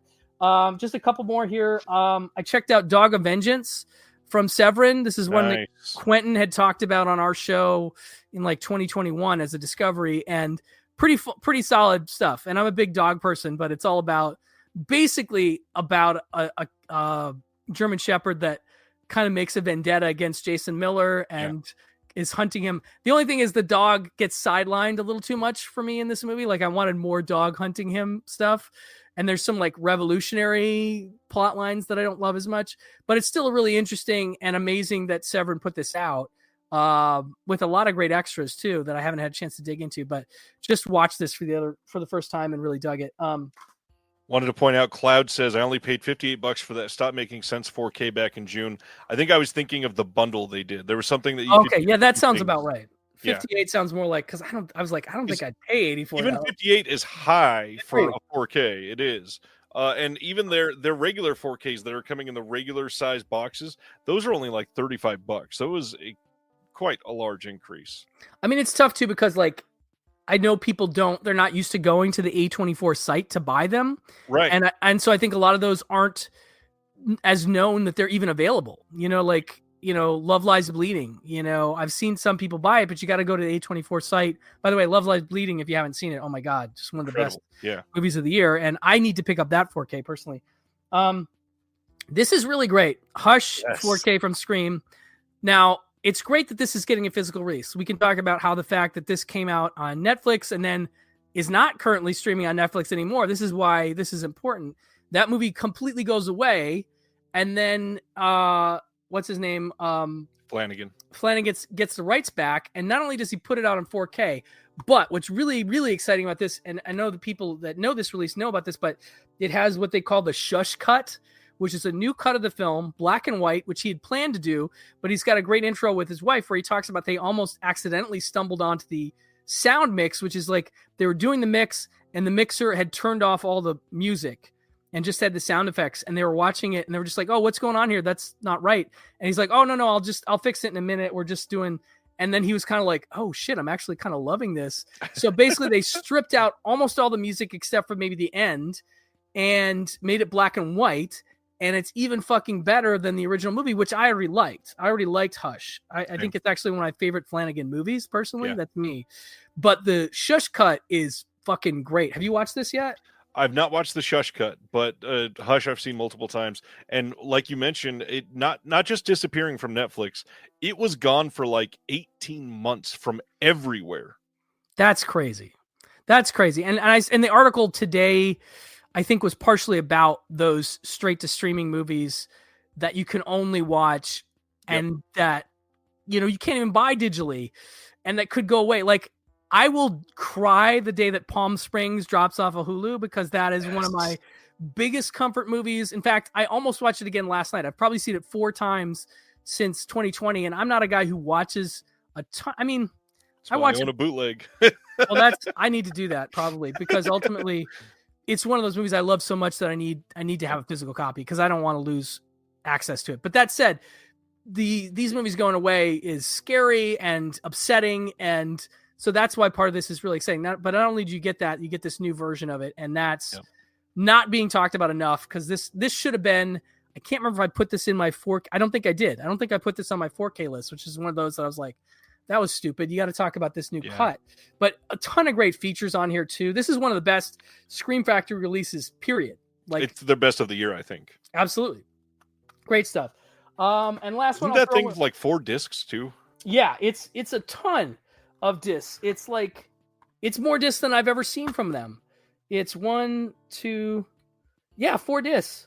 Blu-ray special features, Blu-ray original and shush cut, 4K shush cut, 4K ultra. So you get both cuts in 4K. Yeah, they didn't put them on the same disc, which, you know, I mean, not to slag on Shout Factory, but you know, they gotta save a penny here and there. That's not necessarily their MO to put them on multiple discs. So the fact that you get the shush cut on its own disc is great. I wonder if that was a Flanagan choice, knowing that he loves physical media. I would guess, if I had to, I would guess that he might have been like, "Come on, guys, let's do it this way." So hats off to him for that. But I'm really excited for him too, and I hope more people get to check out the shush cut. If you were just so on the movie, watch the black and white sound effects only cut, and I think you're gonna like it more. That's just my guess. And last one, this is just a sort of an ephemeral, but this Colt 45 show from Warner Archive. Really interesting in the wake of something like Once Upon a Time in Hollywood, where we see Bounty Law. I'm not saying Bounty Law is based on this. I know it's more based on, like, I think it was Wanted Dead or Alive, this Steve McQueen show. But this is a similar kind of show. It's a black and white Western show with lots of great guest stars, and they've done a really spectacular job with it. It's one I didn't bring up on my box sets list, and I was like, I probably should have brought this up because they are all 67 episodes of this show. Jeez. And it's beautiful. Warner doesn't do a bad job when it comes to transfers.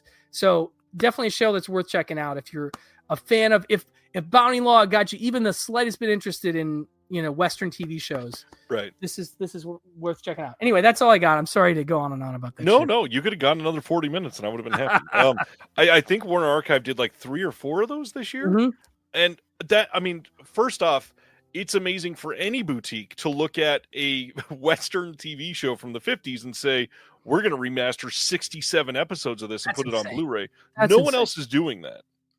Yeah, it's nuts. I just got, is this Shenandoah, I think? Yeah. I just got that in the mail. I want to check that out. Yeah, their commitment to some of these older Western TV shows. Clearly, there's an audience there. There's people that collect that stuff, because otherwise they wouldn't do it.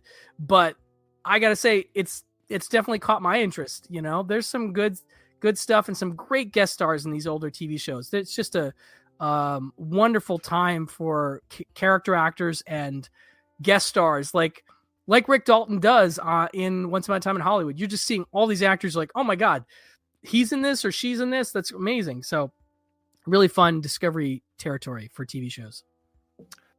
Well, we've reached the end of our segment. To put it on like a button on the end of it, it's the end of the year. Who is a dream guest you'd love to see on Pure Cinema next year? I mean, okay, Richard Linklater is definitely somebody we've wanted on the show forever. I'm trying to think. We have, I mean, you know, there's people like Scorsese is like obviously whatever, like we'll never get him, but that'd be amazing. Right. But like Linklater feels like we could almost maybe get him, you know, or like a Soderbergh, we could almost maybe get him, you know, and it'd be great to have him promoting a couple movies next year. Who knows? I know. I mean, you never know if you can get in touch. We're just not running in the circles of certain publicists. Right. And we could, if we wanted to, I guess we could try and really aggressively figure that stuff out. We're just like maybe too lazy about it to really dig in. But, you know, we've had a lot of people on that we, you know, didn't expect to have on. Right. And having Quentin on like 7 or 8 times has been kind of ridiculous. So, you know, we just kind of feel spoiled in some respects. But yeah, I mean, those two are big ones. I mean, I'm trying to think if we have some other dream guests that I'm blanking on at the moment, unfortunately, but Linklater is like huge. We just love him so much and we'd love to talk to him. I'm sure he'd probably be bored talking to us, but he seems a little bored in a lot of interviews I hear with him. But I just adore his filmmaking. I still think he's one of the great living filmmakers. And even though Hitman didn't make my top 10 films of the year, I still was really entertained by it and really loved that he has that deal. And I want to see what he does next. The only thing I hate is that Netflix doesn't do shit to promote their movies. And so something like my number 1 movie of the year, Rebel Ridge, gets no promotion at all and is like for me, just a stunning film by Jeremy Saulnier. I just thought that was crazy good. And, we were just super bummed that they didn't even play it at the Egyptian here in LA so we could go check it out, because it'd be a wonderful crowd movie. Anyway, if we could get Linklater or Soderbergh, that'd be incredible. And maybe we'll get lucky at some point. It will happen. We'll see. I don't know. All that to selfishly transition to say that for my Thursday night show, you have been one of my dream guests. You were somebody that I've respected for far too long to not have on the show. And so to be able to finally do this is a literal dream come true. So thanks for hanging out. Man. I guarantee you over the next week, I'm going to be getting all kinds of comments saying that you're one of the best guests that people have had on here. So thank you so much. I don't know how to handle stuff like that. That's super kind of you. And it's been so nice to see you do what you've done in terms of community building, like on a level that I just am not capable. I'm just not capable of that. I can't. I like to interact with people, and I try to interact with people as much as I can on social media, but you have just gone above and beyond with what this community you've created here at Disconnected. And on top of that, and I say this to people who care all the time. I'm like, Ryan is the guy that I go to when I have questions about physical media. And I try to keep track of as much as I can, but these days I lose track of a lot of things, and you always have the answer on the spot. Whenever I text you, you're like, nope, this is what's happening with that. Right. Nope, that's whatever. Like, you always know. And I just love how committed you are to it, the hobby, and how far you've gone with it. And the fact that you've gone into doing your own stuff for these labels, which I know has not been necessarily easy in terms of life work balance for you. But that said, I'm so excited for you, and maybe even a little jealous that you found the time and the way to work with so many labels, and that I'm sure 2025 is going to be as busy as ever for you moving forward. A little too busy, maybe. Yeah, that's the only thing about it, unfortunately. But, hats off to you for everything you've done, man. And I'm honored to be on the show, and I would really like to do it again. I'll try and get special permission from my better half to do another one at some point, because it's been just a delight. Honestly, it's been a little bit of if I'm honest, like, being alone for the holidays has not been my favorite year, and this has been something I've been looking forward to all week, and it totally lived up to the hangout that I needed, honestly. Incredible. So thank you so much for having me. This is a lot. Obviously, it's somebody that I've listened to for years. I mean, we talked earlier about discoveries, and for people that have followed you, like, I don't know how hipster this is going to sound, but when people now say back in the day, they're talking like when Just the Disc was at its peak. But I'm going to say back in the day, from back in the day, when all you were known for was Discovery List at the end of the year. Like, that was the big thing. Everybody went to you, and you just had a little website. Yeah.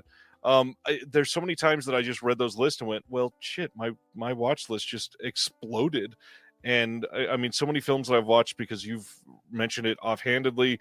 And one of my favorite parts of this year was browsing a video store with you by my shoulder, looking at films and just going, this doesn't have a Blu-ray release. Why the hell not? Let's look into this one. Let's discuss it. That was great. CD Trader you're talking about was wonderful to hang out with you. I hope you can come back at some point, because I'd love to hang again. That was just wonderful. But yeah, no, that was great. That was a great day. Hanging at CD Trader with you and Jeremy, going to get lunch afterward was a highlight. All that stuff was wonderful. And yeah, it's been wonderful to see. I certainly would never try to take any kind of ownership over Film Discovery's lists, but I will say it has been wonderful for me to see that it's become a thing. Like, people are doing top 10 lists and Discovery's lists. Screen Slate has just an incredible amount of these Discovery's lists, and I'm the first one to steal from these. Like, in fact, I'm full up saying that I stole one from one of the Screen Slate lists for our Discoveries episode, because I'm just like, there's too much good stuff on these. I just love that everybody's doing it. Everybody's keeping track, and that's important, because I really think it helps continue the ongoing conversation about not just new films. New films get plenty of love, but older films, and what people are checking out, and what are the things that you're surprised maybe somebody hasn't seen, and maybe that makes you feel less embarrassed about admitting you haven't seen The Fucking Holiday or whatever the hell you haven't seen, and that you're going in and being open and finally checking out those movies that you haven't checked out. I just think all that stuff is wonderful for the ongoing love of movies, and keeping the conversation alive about older films. And that's what I'm really all about at the end of the day. Fully agreed. If you are a fan of conversations like this, I'd love to have you in the Discord. Join the Patreon, the link in the description below. It's kind of wild how, even during this show tonight, there's been tons of messages posted over there. So it's a bustling community. We'd love to have you. But other than that, all I can say is thanks for ending the year on a high note. This has been like a dream month. I had Will, I had Joel from Scarecrow Video, I had Aaron from Criterion Now, Cinema Journeys, and ending on you. That's a pretty damn high note. Yeah, and Joe, you had Joe from Vinegar Syndrome too. Not this month, but also a great interview. Yeah, really good stuff, man. Keep up the great work. I know it's taken its toll, and I know you're a family man. I know it takes you away from your family, and that's that's difficult. And that's so kind. Thank you, sir. Thank you, Flickering Waves. It's tough. As family people, you have to really find that way to balance. And sometimes the personal movie stuff takes over a little bit, and maybe you feel bad about it, but you are doing a lot for this community and for people in general. And I think, what you do is a highlight of their week, just doing this stuff consistently for 3 years and almost never missing a week, dude. I could never do that. I just couldn't. I know 100% there's no way I could do it. So hats off to you for all the work you've done to keep track of everything that's going on and be my ultimate source for physical media information. Keep going if you can, but I certainly wouldn't blame you if you lost a step here and there. But you haven't in all the years that I've known you. So again, congrats on everything you're doing. Thanks. Here's to a big year for Pure Cinema and Just the Dis, and more from both of us to come. Thanks for your time. Thank you. Everybody, thank you for watching, making the interaction fun tonight. Absolutely. And I guess for the last time I can say this, we'll see you next year. That corny joke. Happy 2025. See y'all. Thank you for watching The Disconnected. On the way out, make sure that you are subscribed to the channel, that you've liked the video, and that you've copied the link to be able to share with someone else that may appreciate this.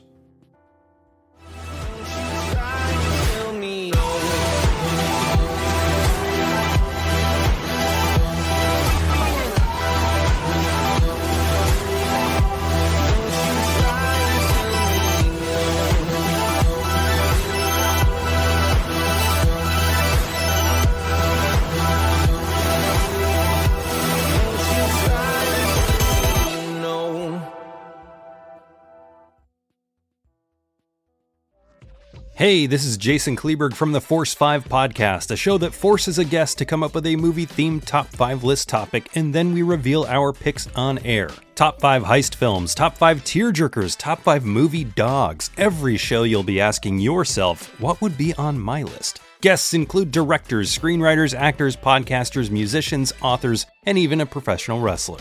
Subscribe to the Force 5 podcast, and you won't just be a listener, you'll be a list nerd. The Force 5 podcast, available wherever you're listening now.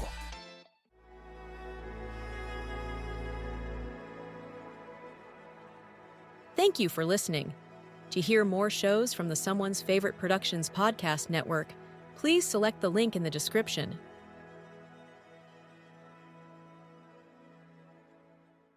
Hey, it's Ryan Seacrest. Life comes at you fast, which is why it's important to find some time to relax. A little you time. Enter Chumba Casino. With no download required, you can jump on anytime, anywhere for the chance to redeem some serious prizes. So treat yourself with Chumba Casino and play over 100 online casino-style games, all for free. Go to ChumbaCasino.com to collect your free welcome bonus. Sponsored by Chumba Casino. No purchase necessary. VGW Group. Void where prohibited by law. 18 plus. Terms and conditions apply.